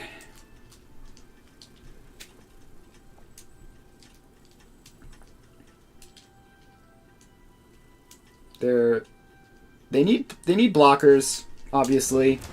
Blade of the Oni has Menace, which makes it very, very awkward for them to have blockers. So I think next turn we just fire up all the Mutavaults, attack with everything. Alright, Unholy Annex, fire up a Mutavault. Now I have to do math. They're at 3. Oh no, I don't have to do math. They're just dead. They don't have a second blocker. I'm going to fire up the 2 Mutavaults just to make sure. And dead. Alright. Easy win. Alright. We are up to Diamond 2. Huzzah.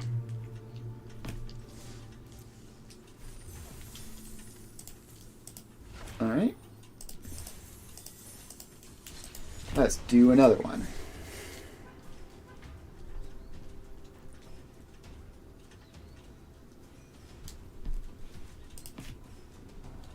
Alright, currently waiting. Alright, find an opponent. And they have whatever that planeswalker is, the green one that's basically Nissa but technically not Nissa. This hand is not great, and we're against Yorion. I think we have to mulligan that. This hand has Duress, which makes it infinitely better. I'm going to put one of the Mutavaults back.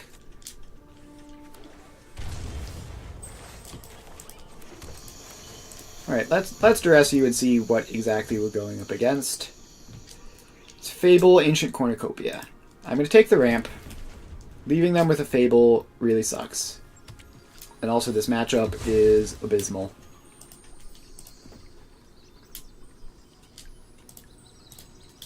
But we're going to hope to... Hopefully they just stumble a lot. And then we win somehow. Alright, Blood Tithe Harvester in play. They don't have removal. So that's nice.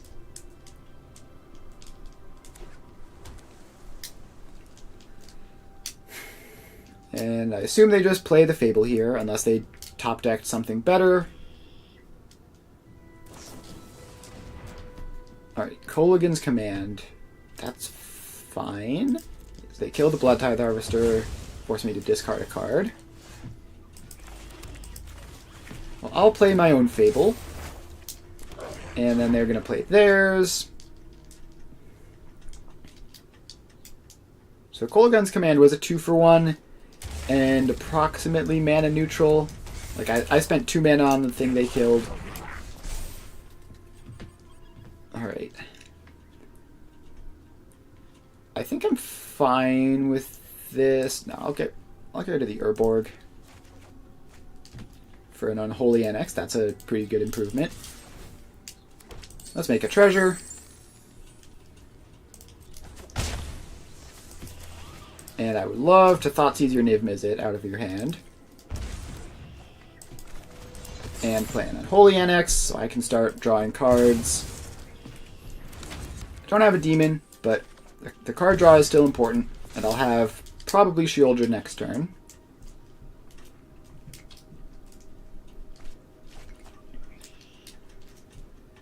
Alright, opponent has used Fable to get rid of lands. Oh, now they pillage the bog, and they have probably whatever card is best for them. Top 8 is a lot. Shocking a Hollowed Fountain, Leyline Binding, the Unholy Annex probably. No. They're they're planning on what's it called? Blinking it with Yorion. And so they don't want to give me a thing back. Alright, I did not draw a 4th land, which is a shame. I do get to duress their up the beanstalk. That is devastating for them. And I get an attack in, and a card draw. Still no 4th land. Did I discard a land at some point? I did. Whoopsie.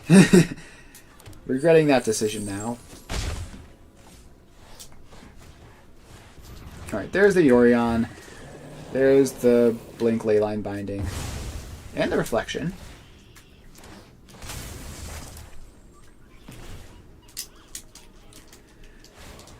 So I can just Withering Torment the Leyline Binding and it's fine-ish. But, gee, I sure would love to be hitting a 4th land at this point so that I could gain life off of my Unholy Annex. Why is this the way that it is? I think I have to... Knight of Autumn, okay. Yeah, I'm going to go to 2 here. And probably die to my own ritual, my own Unholy Annex.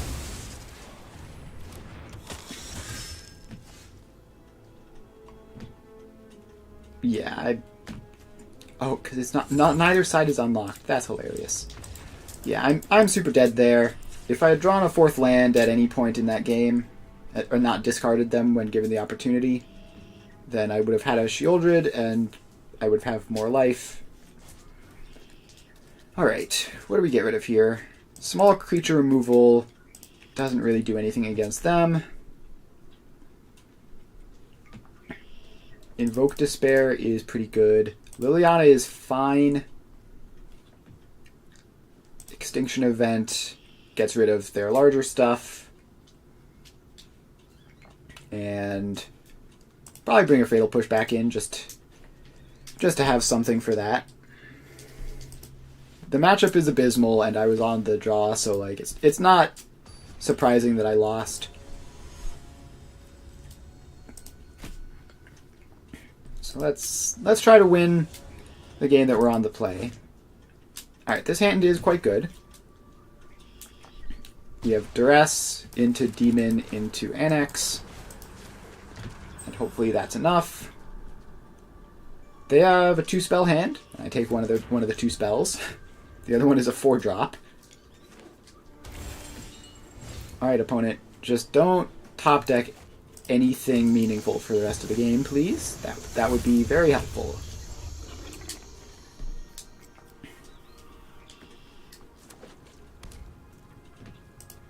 Tap land. And they top deck something. I specifically told you not to do that. It's fine, I draw Mutavault. Well, I'm going to start drawing additional cards. I need to do that if I want to win. My cards are like half as good as them, so I need to draw twice as many.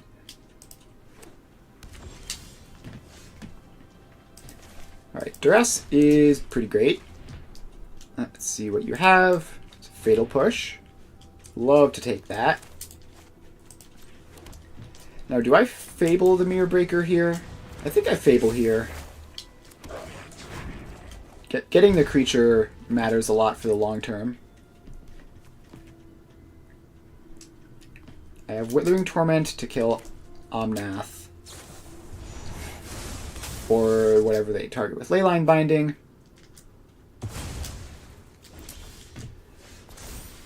Alright, let's get rid of 2 extra lands. I have 4 already. Alright, at this point, we Thoughtseize the Omnath, play Shieldred, and just start attacking. Thoughtseizing the Omnath makes their life... They don't have like this 4 life gain a turn ability, which is really huge if you're trying to race. Alright, they just add Yorion to hand.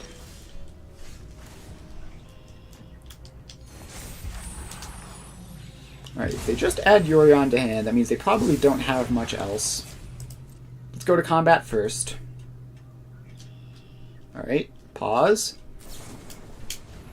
Lightning Helix the Reflection. Understandable. You can attack you. Down to 13.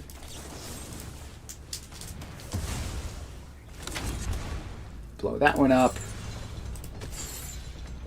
And get me my card draw back. And I'm not gonna ping them for this one. The treasure could be more useful later. Niv Mizzet Reborn. That's not the top deck I want to see, especially when they have a Yorion already in hand. Things have suddenly gotten very urgent. Now I can still attack with the Shieldred, and if they block, it's like kind of fine.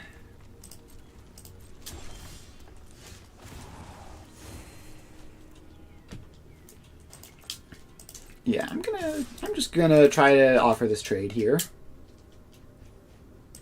Death Touch Strong. Alright, now what do they have? They have Knight of Autumn, Kolaghan's Command, Lightning Helix Vanishing Verse, Gross, Gross, and Gross.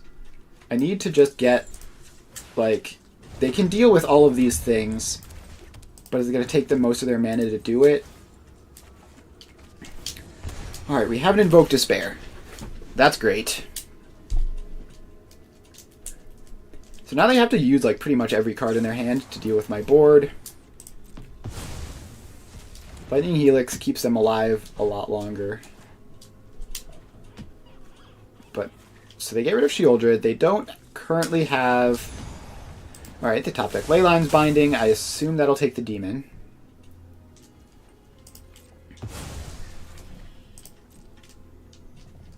And nothing else. Just leaving up Lightning Helix, Kolaghan's Command. Well, let's Invoke Despair. It's not amazing because they have this Leyline Binding, which does nothing, but it still takes the Niv Mizzet, which is a huge deal. Okay, let's go to combat, make a treasure. And they don't have white mana for the Lightning Helix, actually. So let's jam out the Blade of the Oni here. Or black mana for the Kolaghan's Command. Like, their mana situation is actually terrible. Well, I'm going to play out all of my guys, and then I think they die to the Unholy Annex trigger. Alright, they do. Cool. We got a game win. Let's try to do that again.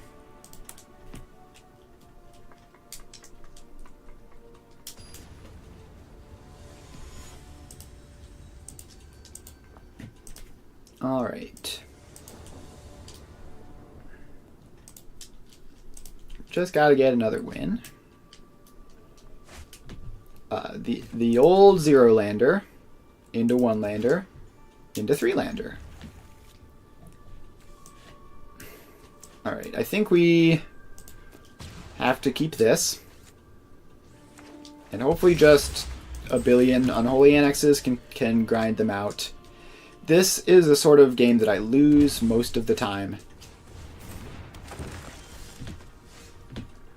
Alright, Mutavault is something. Play a red land.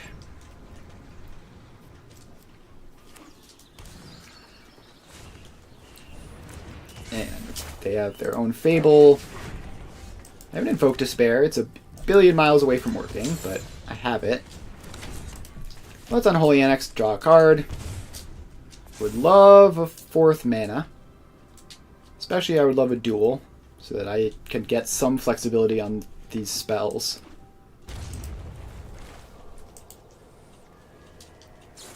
Alright, Abrupt Decay, unsurprisingly.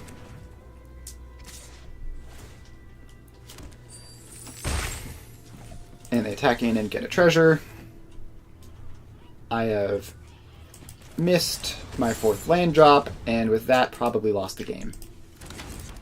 At no point did I have the option to play to get more lands.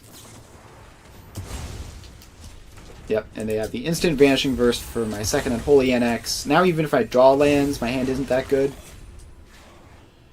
Like, if I have exactly Urborg, then maybe Invoke Despair can do something in a turn or two. But they just have Bring to Light for their Niv Mizzet, and they kill me.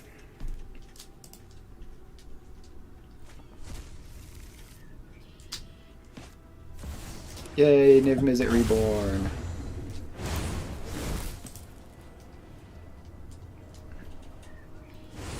It only finds them one card. Alright, that's how the dramatic comeback begins. The dramatic comeback does not continue with missing land drops, though.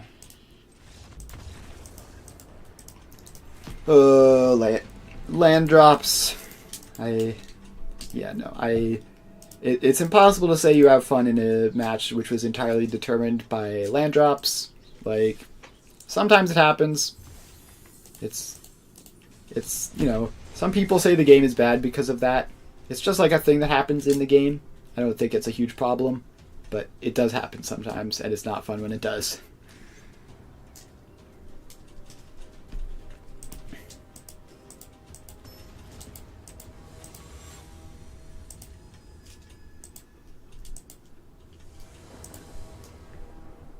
Alright.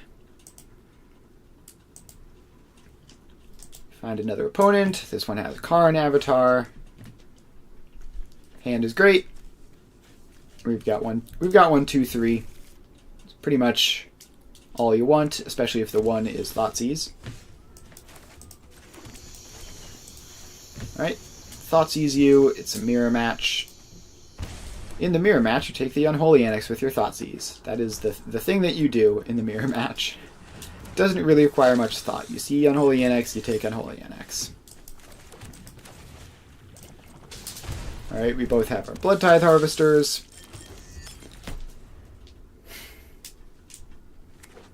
And I think I'm happy with trading creatures here. I think I play my own Fable on this turn. Yeah, the threat of like dying to my own Unholy Annex plus their creatures is pretty real.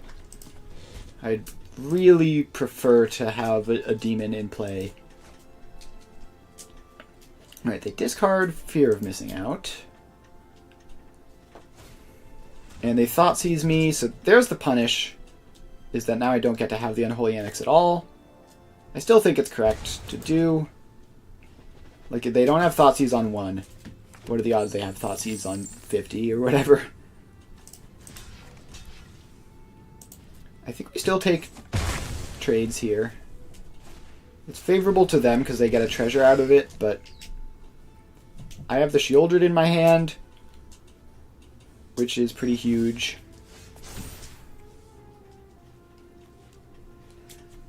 I think I discard second Mutavault, keep Go for the Throat.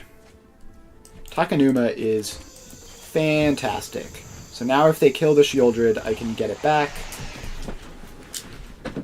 And I would love to just play a game that revolves around me casting Shieldred a bunch of times.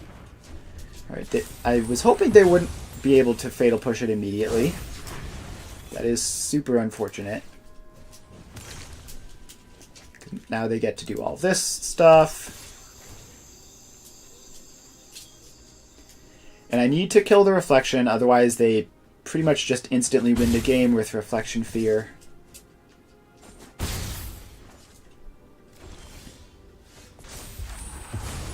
Alright. Let's go for the throat that. And yeah, the game just deliberately tapped in a way that doesn't let me cast Blood Tithe Harvester. There was no reason for it to tap that way. It just doesn't want me to win the game, I guess. Alright, Withering Torment takes out my Reflection.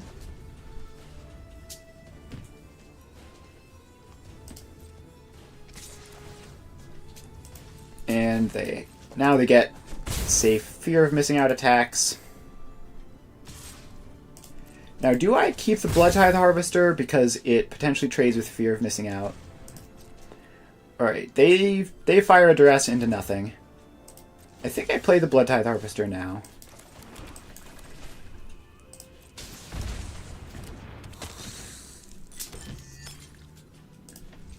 And hope they don't draw another removal spell. Alright, yep, they can make their attack. And I will very happily block here.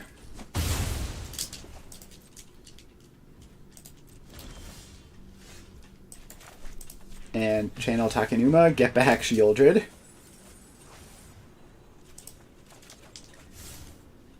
And we pass.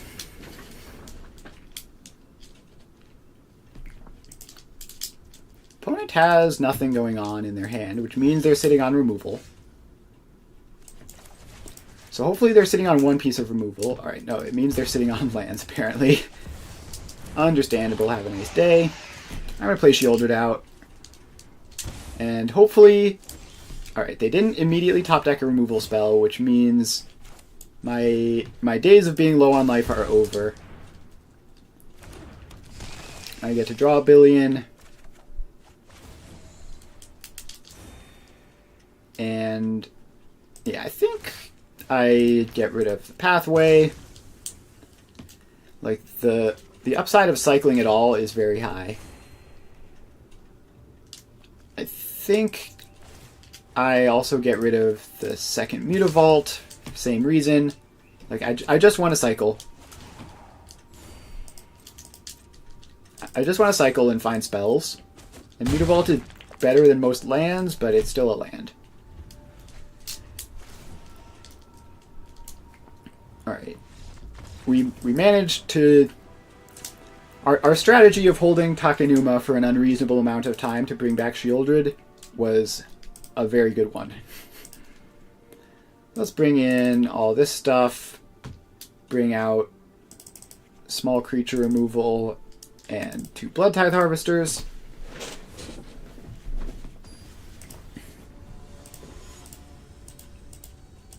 And run it back. They've also sideboarded very quickly.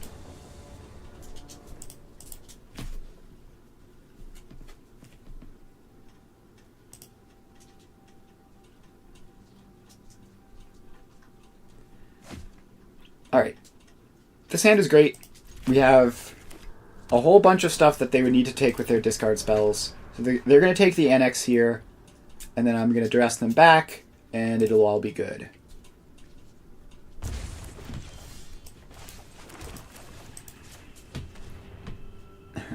Alright, they literally kept double Thoughtseize. Okay, sure. Alright, top deck a Blood Tithe Harvester.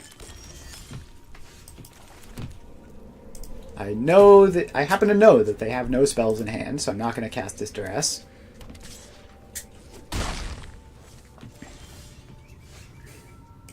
Alright, I've managed to miss my 3rd land drop, which means we're in trouble. If I hit a 3rd land drop, I can play Fable and start trading creatures off and be fine. If that doesn't happen, then I'm going to die very quickly. Alright, well, that's the 3rd land drop. And hopefully they didn't draw a removal spell. They drew a removal spell. Cool.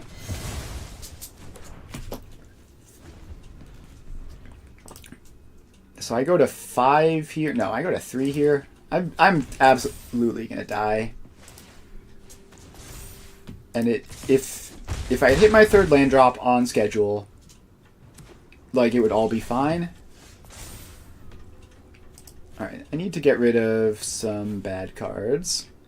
And by bad, I mean too expensive to play in the approximately 5 minutes I have before I die. Alright, so I can take the Go for the Throat. I can play the Fear. I need... Alright, Duress doesn't do it. I needed to find one of those 1-mana removal spells that I cut to kill one of the Mutavaults when they attacked. I did not, and so I died. It's fine. We'll take game 3 on the play. This hand does nothing. This hand isn't great, but it has Withering Torment and Invoke Despair and stuff, so I think we keep it. Throw back Black Cleave Cliffs. Just play a tap land on one. I'm going to get Thoughtseized into Oblivion here, probably, but such is life. They might take the Fear. Yep, they do. Alright, cleverly hid the Unholy Annex on top of my deck.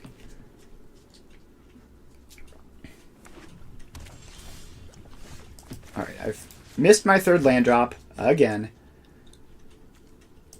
Take the Unholy Annex. And I need to hit the 3rd land very, very soon because they have a Shieldred and I need to kill it.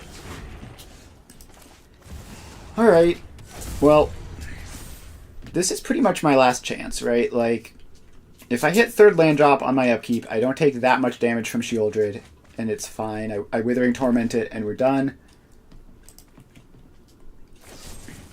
Alright, they don't even cast a Shieldred. Or no, they get the treasure, so they can do everything. Yikes. Okay. Yep, I had so many extra looks at a 3rd land drop. I never found it. And now I die in, like, a turn. Yeah, I'm dead next turn, no matter what I do. Alright, thank you 3rd land drop for showing up on time. Doesn't matter. Oh, it's so frustrating. I just want to, like, play games of Magic. It's not a huge deal whether I win them or I lose them. I just want to, like, cast spells and, like, attack with creatures, you know?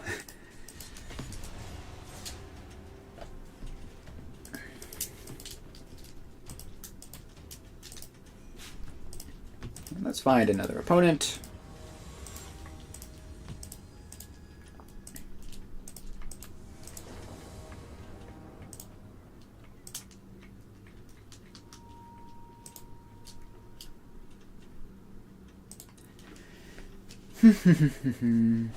Alright. Another great hand. We have double Duress into Unholy Annex.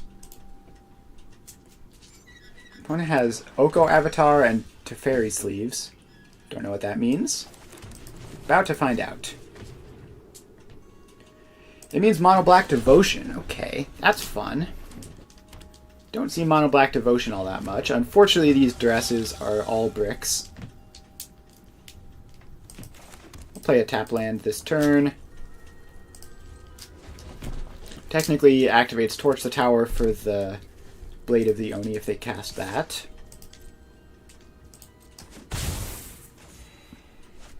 Alright, they do cast that. I will obviously kill it. Don't want them having that.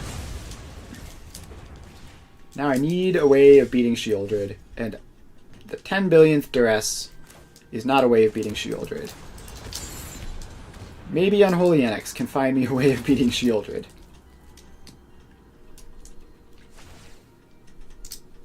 It's certainly going to lose me a lot of life over the next couple of turns. Alright, they don't play the Shieldred, they play Graveyard Trespasser instead. And they don't hit a 4th land drop, looks like. Alright, we have a Fatal Push. I'm going to fire off Duress. Take Liliana. Play Fable. Now theoretically I will have permanence to sack for Revolt. Alright. I can't chump block here because I need my chump block for Revolt.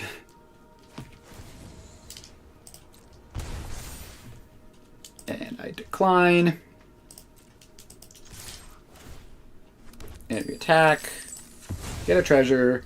immediately use it to kill Shieldred.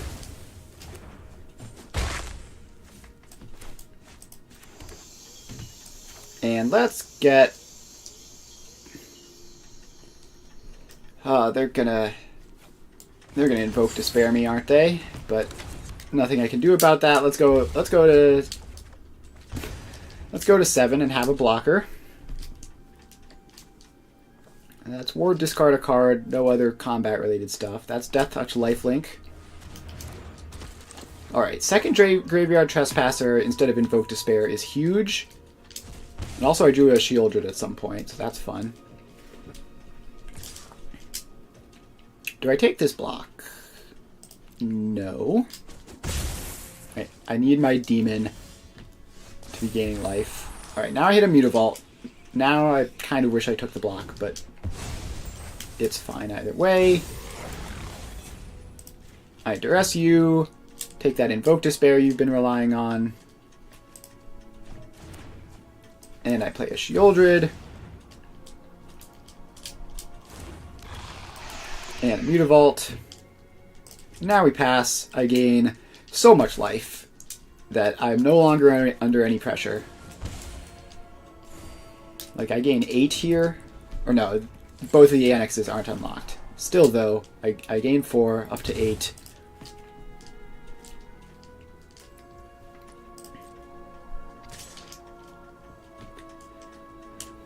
Alright, I think I blocked the Aetherborn with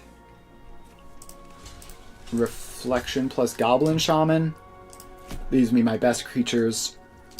Get rid of the annoying Death Toucher. It's a shame to have to 2-for-1 myself there, but really when you think about it, that was just Fable the Mirror Breaker, so it's a 1-for-1. Alright, up to 10. Let's play out another Unholy Annex.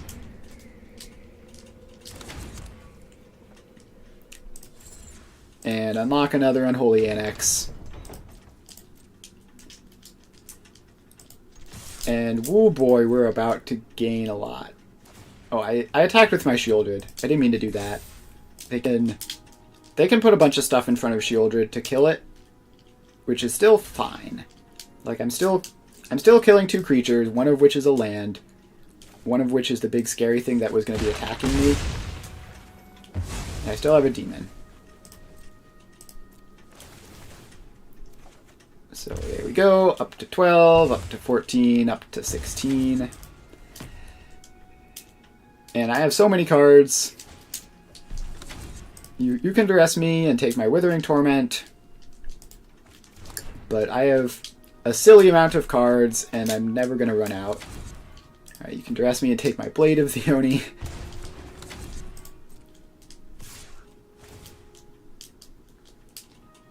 Alright.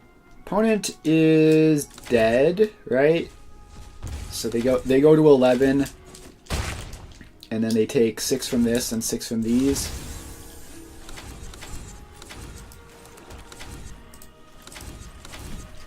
So let's just attack them. And easy game. So they're mono black Devotion. So Liliana is pretty good, Invoke Despair is great. Anger the Gods is fine. Assuming... It depends on what side the Trespassers are on. Extinction Event is good.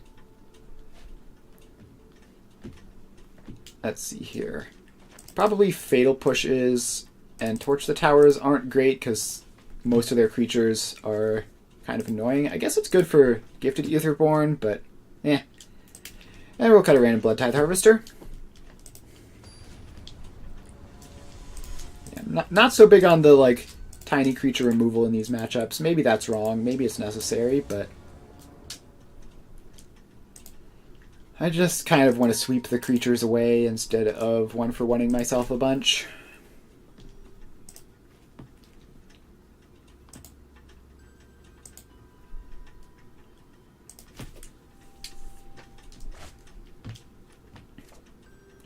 This is fine. It's not amazing, but you never want to mulligan against Thoughtseize decks if you can help it. So we'll keep this. They'll take my Unholy Annex, and we'll go from there.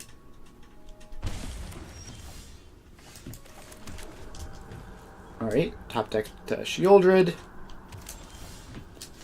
Top decked another colored source. That's pretty cool. I think I get rid of this additional Mutavault. I don't need it for my third land drop. And it doesn't help me with cast Invoke Despair.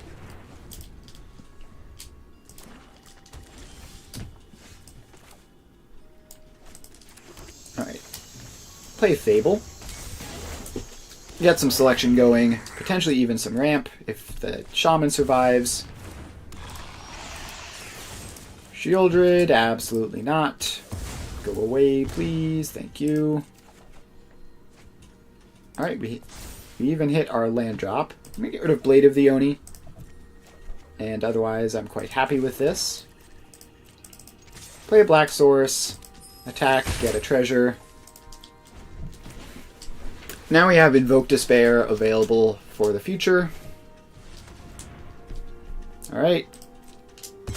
There goes that. That's fine. I will play another black source and Shieldred. And they don't have instant speed removal for Shieldred. See if they have a Liliana or something.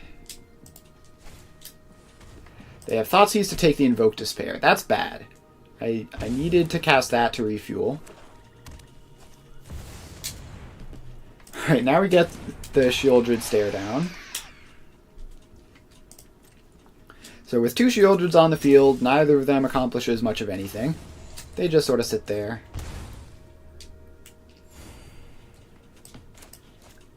I think I'm pretty happy trading Shieldreds here. Yeah, let's just get these out of the way real quick. And now I can play out my Fable of the Mirror Breaker. And I'm going to hold this Mutavault because I want to discard it to the second chapter of the Fable. It seems much worse than a random card. Opponent is activating Castle Lochthwain. So that certainly makes racing a much more tempting proposition. Oh, do I keep Duress? Do I keep Duress? I think not. I think if they had... I think the last card they had last turn was a land, which means they have one card which could potentially be specifically a non-creature spell. So I think we discard both of these. If I'm wrong, then so be it, but... Let's Invoke Despair you real quick. Draw some additional cards.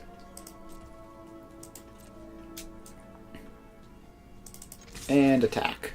Takenuma to get back Shieldred is tremendous. Also looks like I'm going to eat a land here.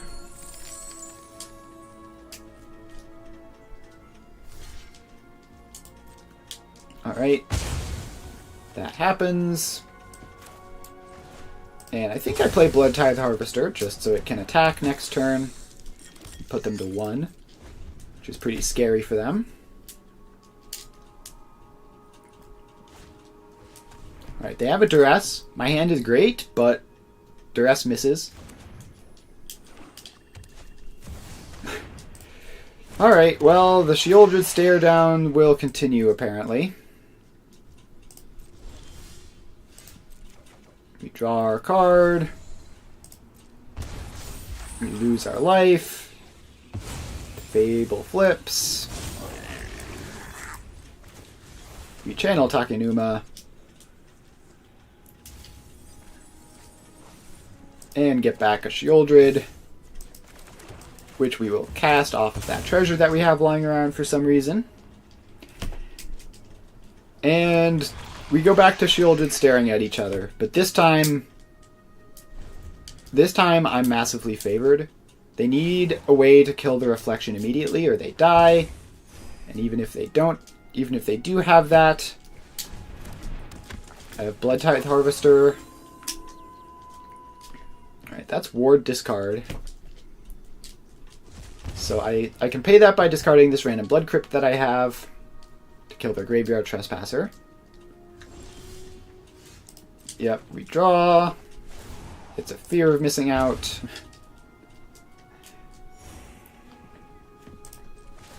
Alright. Reflection on Blood Tithe Harvester.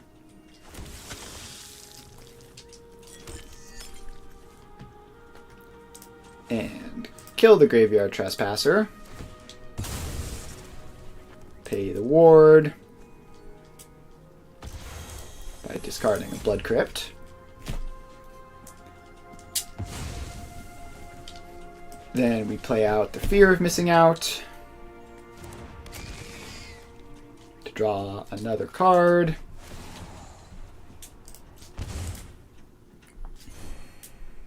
Then I think we just try to look through these blood tokens. Alright, we find Invoke Despair. I'm not gonna discard an Invoke Despair. So I think they're dead, right?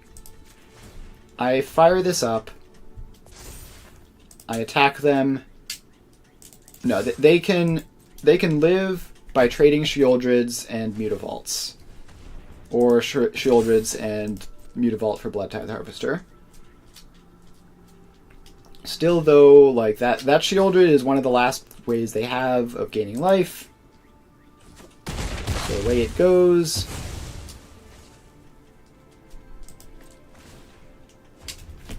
And now we just have a billion ways of killing them, depending on what they draw. If they draw a discard spell, we attack them with creatures. If they draw a creature, we Invoke Despair them. Alright. Good game.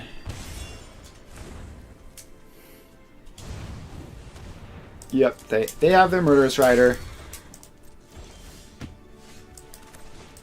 And we Invoke Despair. And they die. Alright, we got there. Mono Black Devotion's always a fun matchup.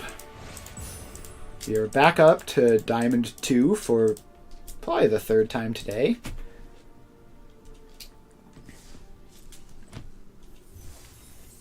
Alright, get a random card. And back into another match.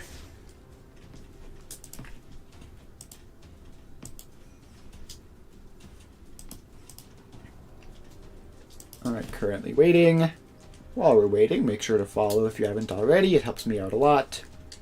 I stream Magic the Gathering on Tuesdays and Thursdays from 2 to 5, and I stream Satisfactory Monday, Wednesday, Friday from 2 to 5 Eastern Time.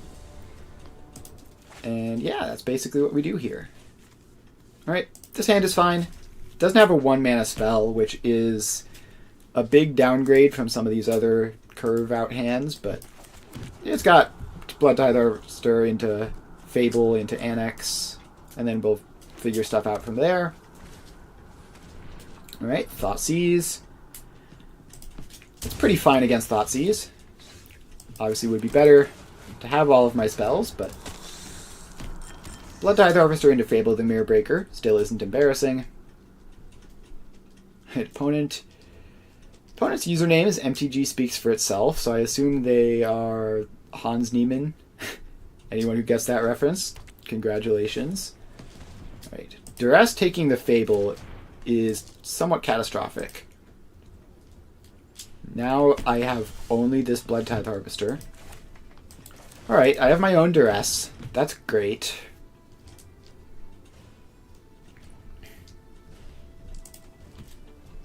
And it looks like they have a burn spell for the Blood Tithe Harvester, which they fire off immediately. Archfiend, Blade, Blood Tithe Harvester. Alright, they are more creature-y than I am. Alright, we find an Unholy Annex. We just need to not get Thoughtseize this turn then. Blood Tithe Harvester. Alright, we find a Mutavault to go with it. That's huge.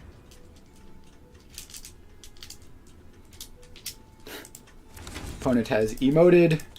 I have just sort of had pretty great running top decks.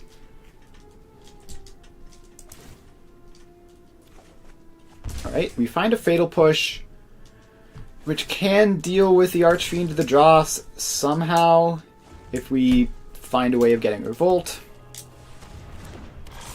Alternatively, we could just life gain them. Just relying on life gain to outlast the Archfiend seems like a rather horrible idea. Let's play Fear of Missing Out.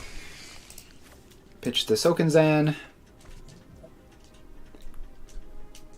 Alright, Blade of the Oni is good. I don't want to do it this turn because I want to be able to kill the Archfiend. So let's just fire up the Mutavault and we pass. Alright, go for the throat. Means even if we don't deal with the Archfiend this turn, we deal with it in the future.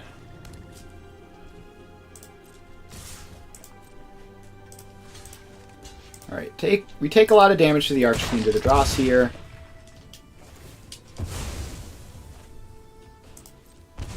And then we Fatal Push it and never have to worry about it again.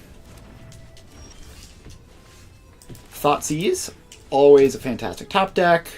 So now we confirm they have lands. Play Blade of the Oni and pass. Alright, let's see if they can top deck better than Unholy Annex. And the answer is they can't. Alright, so it's Pseudo Mirror. Not the exact same list, but close. Bring in Extinction Events, Invoke Despairs, Anger of the Gods, bring out Torch the Towers. Fatal Push is better at dealing with Archfiend of the Dross, which is sort of a problem. I don't think we can afford to cut Duress. They have to have Unholy Annex, and it's just so bad if we can't deal with it. Let's cut one Fatal Push for Blood Tithe Harvester. It's just really hard to get through on the small creature beatdown plan, and blocking is worse against them because they have flyers.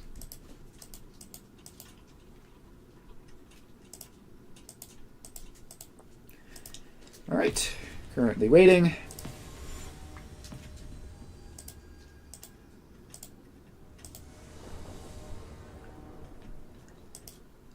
And opponent gets to play first, of course, because I won game one. So hopefully they misclick and let me play first. That would be nice.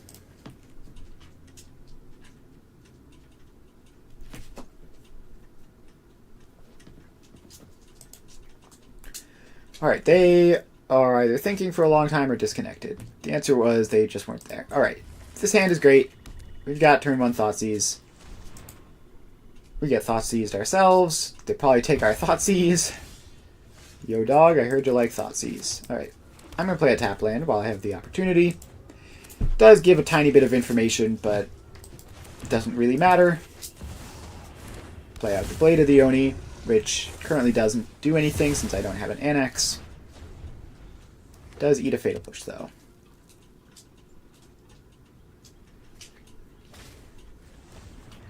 And another Duress to take the Fable. That's a bit of a problem for me. Ooh, Liliana. I do love Liliana of the Veil. Play that. And plus, obviously, get rid of fourth land awkwardly.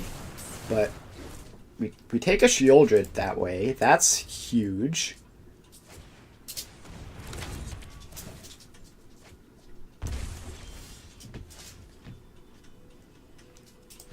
Alright, let's play Fear of Missing Out. Discard this Extinction Event.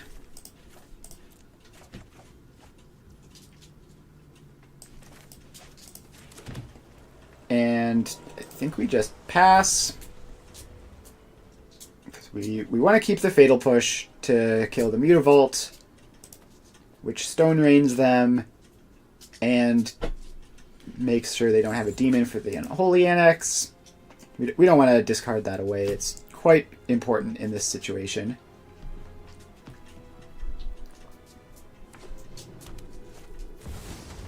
Alright. They don't do Mutavault, they just do 4th Land Shieldred. That's fine. This is basically exactly what Liliana is here for. Take a bit of damage in the meantime, but there goes your Shieldred. One of your friends has to leave. And I'll play out the Blade of the Oni. And fear of missing out attacks are going to add up relatively quickly. It's for a turn, because it's basically double strike with extra steps. If they fire up the Mutavault, I'm fatal pushing it 100% of the time. If they go land Ritual Chamber, I'm fatal pushing it 100% of the time. Fable of the Mirrored Breaker. Not fatal pushing that. They go Shockland. Actually, I think I am fatal pushing that. This gets my hand empty for Liliana purposes. And also clears the way for attacks. Alright, second fatal push. Not bad. Not bad at all. Go to combat. They push my fear. I attack. They push my blade. Alright, opponent seems to be all in on fatal push. I'm going to leave not plus Liliana. Alright, they Thoughtseize me. That's unfortunate. And another Mutavault. Now I've basically lost this game. They have an Unholy Annex drawing extra cards every turn and gaining them their life back. They have a Fable that's about to flip. I could play this out, but I'm never winning this.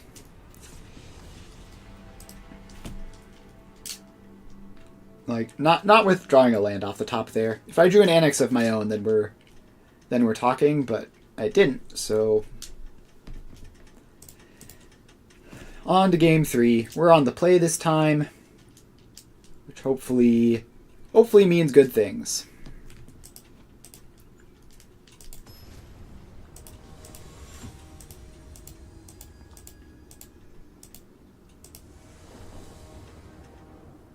Alright. On the play with a billion discard spells. Let's keep this. It'll be funny. Is this the right way of playing? Who knows. It's certainly funny. We Thoughtseize them. And Colligan's Command. Alright, I think we take Blood Tithe Harvester, and the next turn we take Colligan's Command and Unholy Annex.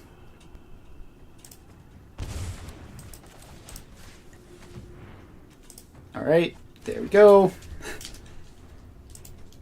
You don't get to have any of your good cards.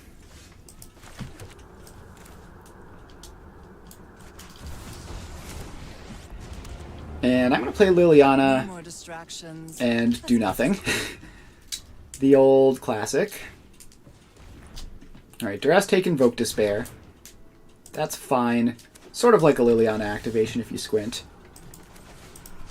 Alright, Thoughtseize, take your Fatal Push. Fear of missing out, draw an additional card. And pass, not activating Liliana again. Alright, they have a fear of missing out. Alright, we go land, fear of missing out, draw a card, hopefully play it immediately. Alright, we don't play it immediately. I think we discard here. I'm tired of your secrets. Took a Mutavault for our troubles, that's fine. I'd be pretty happy to trade off fears here. I'd also be pretty happy to play a Shieldred and just continue plussing my Liliana. Drop it. If Liliana gets to 6, then they're in trouble. And it looks like Liliana is probably going to get to 6. The question is, do I greed it and go for Liliana to 7?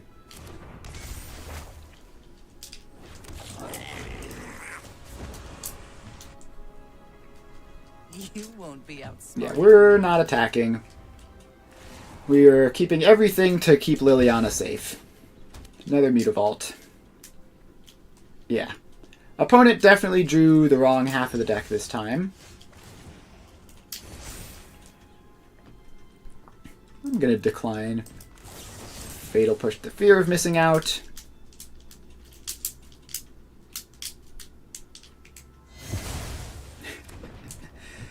And do I think I just do this now. Yeah. Liliana unchecked. Pretty good.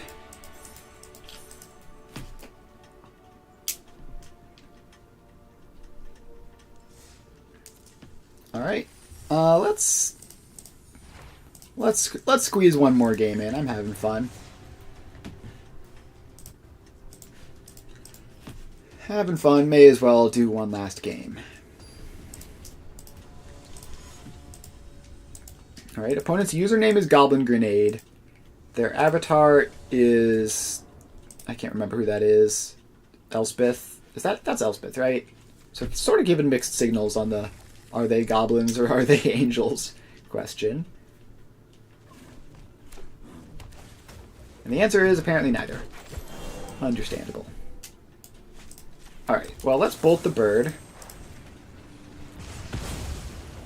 So basically, like, if they have multiple 3-drops in hand, this is better because it slows them down. If they only have one 3-drop in hand, then Thoughtseize on one is better because it just takes it away permanently. Well, I'm going to Thoughtseize and take Knight of Autumn, Archon of Emeria, Werefox Bodyguard. See, this is the problem with this deck, right? Like, all of these cards are kind of good. None of them are amazing. I guess non-basic lands entering tapped. It's a huge annoyance. So I guess I'll take that. Fear of Missing Out blocks Thalia quite well. So they might be tempted to use a card on it. Which is good because I have other things that they'd really much rather fight than Fear of Missing Out. Alright, they get a Kellen. That's concerning. Alright, Fear of Missing Out. Get rid of a random pathway. Fatal Push is excellent. That gets rid of probably... Alright, they just slam out the Knight of Autumn to kill the Fear of Missing Out. That's fine by me. So, they have Werefox Bodyguard as something to worry about. So I don't want to just put Sheoldred into play. I think we Fatal Push the Thalia and play Bloodtithe Harvester this turn. And then next turn we can Unholy Annex, plus activate Mutavault, gain 2 life, and be pretty much set to go. They're exploring onto Kellen. I'll take a trade rather than take damage. Alright. Thoughtseize. What does this do? When it attacks, you potentially get a creature. I think I need to start getting card advantage going. I'm going to draw a card and gain some life. So Werefox Bodyguard doesn't hit Unholy Annex. Hopefully they don't top deck anything crazy. But if I Thoughtseize and play Unholy Annex, I just take infinity damage, and like I can't win that. I will Thoughtseize this turn. Double Werefox Bodyguard, Elvish Mystic. Well, I'm going to take one of the Werefox Bodyguards. And play a Bloodtithe Harvester. And I guess I'll fire up the Mutavault and let them... Oh, they can't Werefox Bodyguard it. This is a fox. That's funny. The consequences of changelings. There go my there goes my Blood Tithe Harvester. Hopefully now Shieldred can come in without them having an answer. Alright. Kellen finds a Skyclave Apparition, dashing those hopes. I do find a 5th land. So I can make a Demon here. Demon doesn't get Skyclave Apparition because that says non-token. Now I have blockers for their stuff.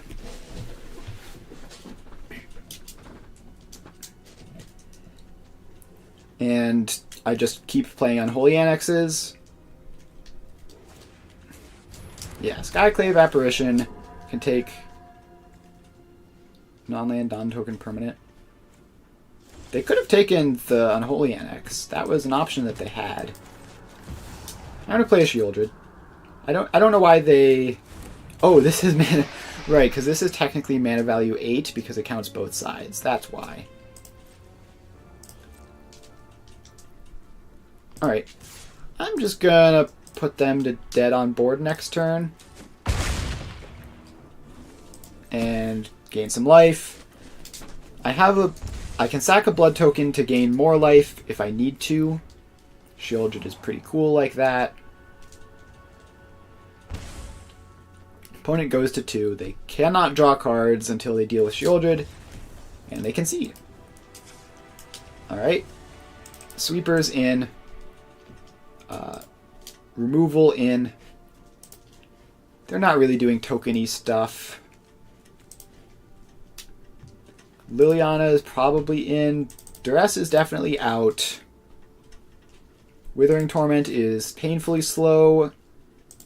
And we'll trim 1 Thoughtseize just because I don't like losing 2 life.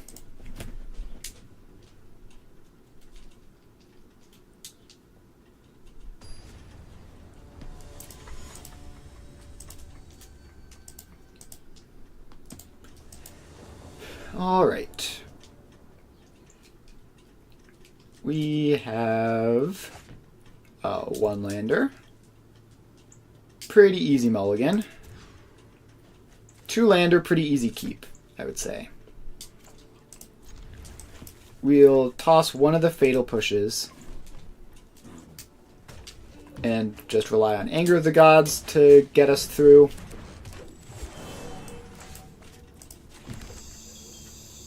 Alright, this time I think we Thoughtseize on 1. Collected Company, Avid Interrupter. I'm going to take Collected Company. Avid Interrupter slows me down. Collected Company is the actual value there. Tap land, go. How do I win the game with this hand? Who knows. But I'm certainly not going to lose it, so... Elvish Mystic into Elvish Mystic. I'm going to play another tap land. Oh, that's not a tap land. Cool. Alright. The old Rakdos land go. Alright, they attack me for 2, which I'm fine with. I will just take that.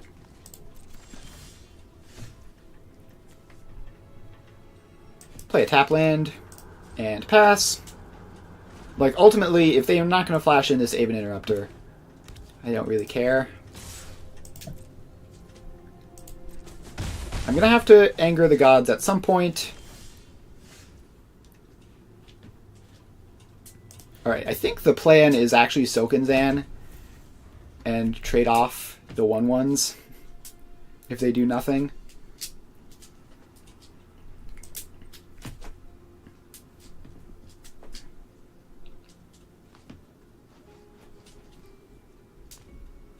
Alright, opponent is thinking in their pre-combat main phase. They could Chef at Dunes, which doesn't seem great. That's only as a sorcery. Alright, let's make some 1/1s.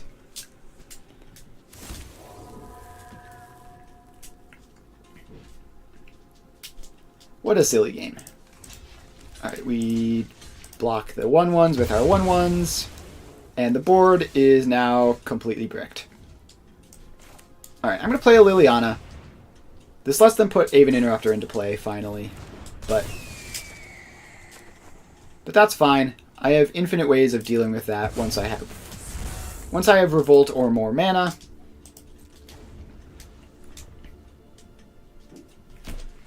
Hopefully they just play out a bunch of cards here, and I can anger them.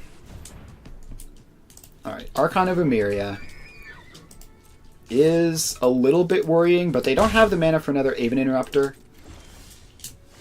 So let's just take our 2-for-1 there. Play a land. Cast Liliana off of plot. Those who get in my way. Play Blade of the Oni, I guess. And we plus Liliana pitching Fatal Push. And we get a Werefox Bodyguard. So it's sort of like Fatal Pushing the Werefox Bodyguard, except we didn't have to get Revolt, and Liliana gained a loyalty counter.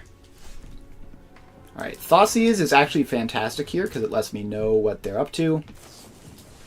And what they're up to is Collected Company.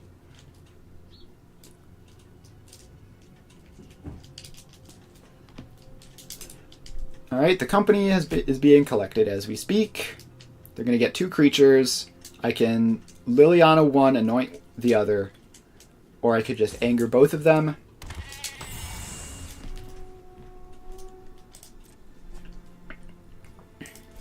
Alright, let's take your Knight of Autumn.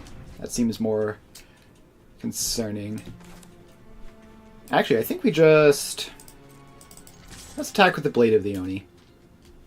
If they double block here, then that's pretty cool. Otherwise, we're going to anger, sweep the board, Liliana plus, get to top deck mode, but I have a Liliana that's about to ultimate.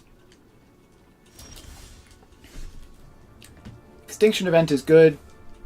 Not as good as Liliana plus, probably, unless they top decked Collected Company. They top decked Aven Interrupter, Don't overthink. which is pretty good.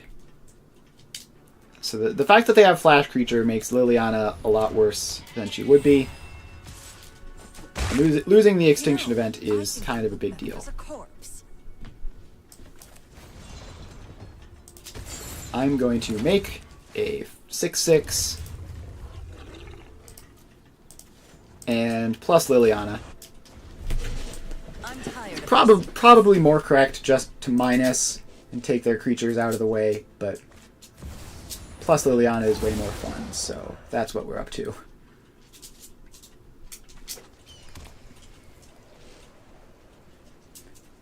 Right, Voice of Resurgence is good. It gives them something profitable to sack to Liliana, but I don't think it's going to be enough. Like, I think I just keep Liliana plussing and then ult them for lands or spells. And then see, like, how do they ever win without their board? Alright, we're going to unlock that. We're going to plus Liliana. Say no attacks. overthink things. And now we're also gaining life. They have Llanowar Elves, of course. At some point, they have to attack Liliana and lose a creature just to deal some damage to her. Which they might do now with Shephet Dunes. Shaper's Sanctuary. That is fine. Alright, they have to attack Liliana, otherwise she ultimates. I'll block the flyer. Watch it. Alright. Fear of missing out. And Liliana plus. I'm tired of your secrets. And no attacks. Just keep drawing them cards. Gaining life. Alright, Werefox Bodyguard kills my demon, which is unfortunate.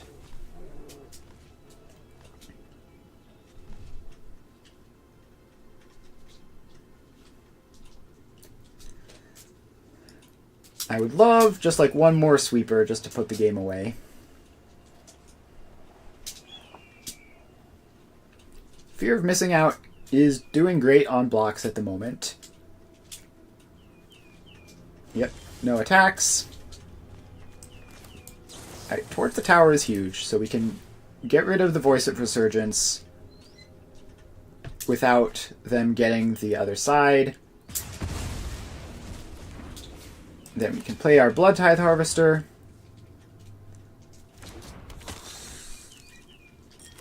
And we can plus Liliana to take that card that they just drew, Drop it. which would have been a pretty good one.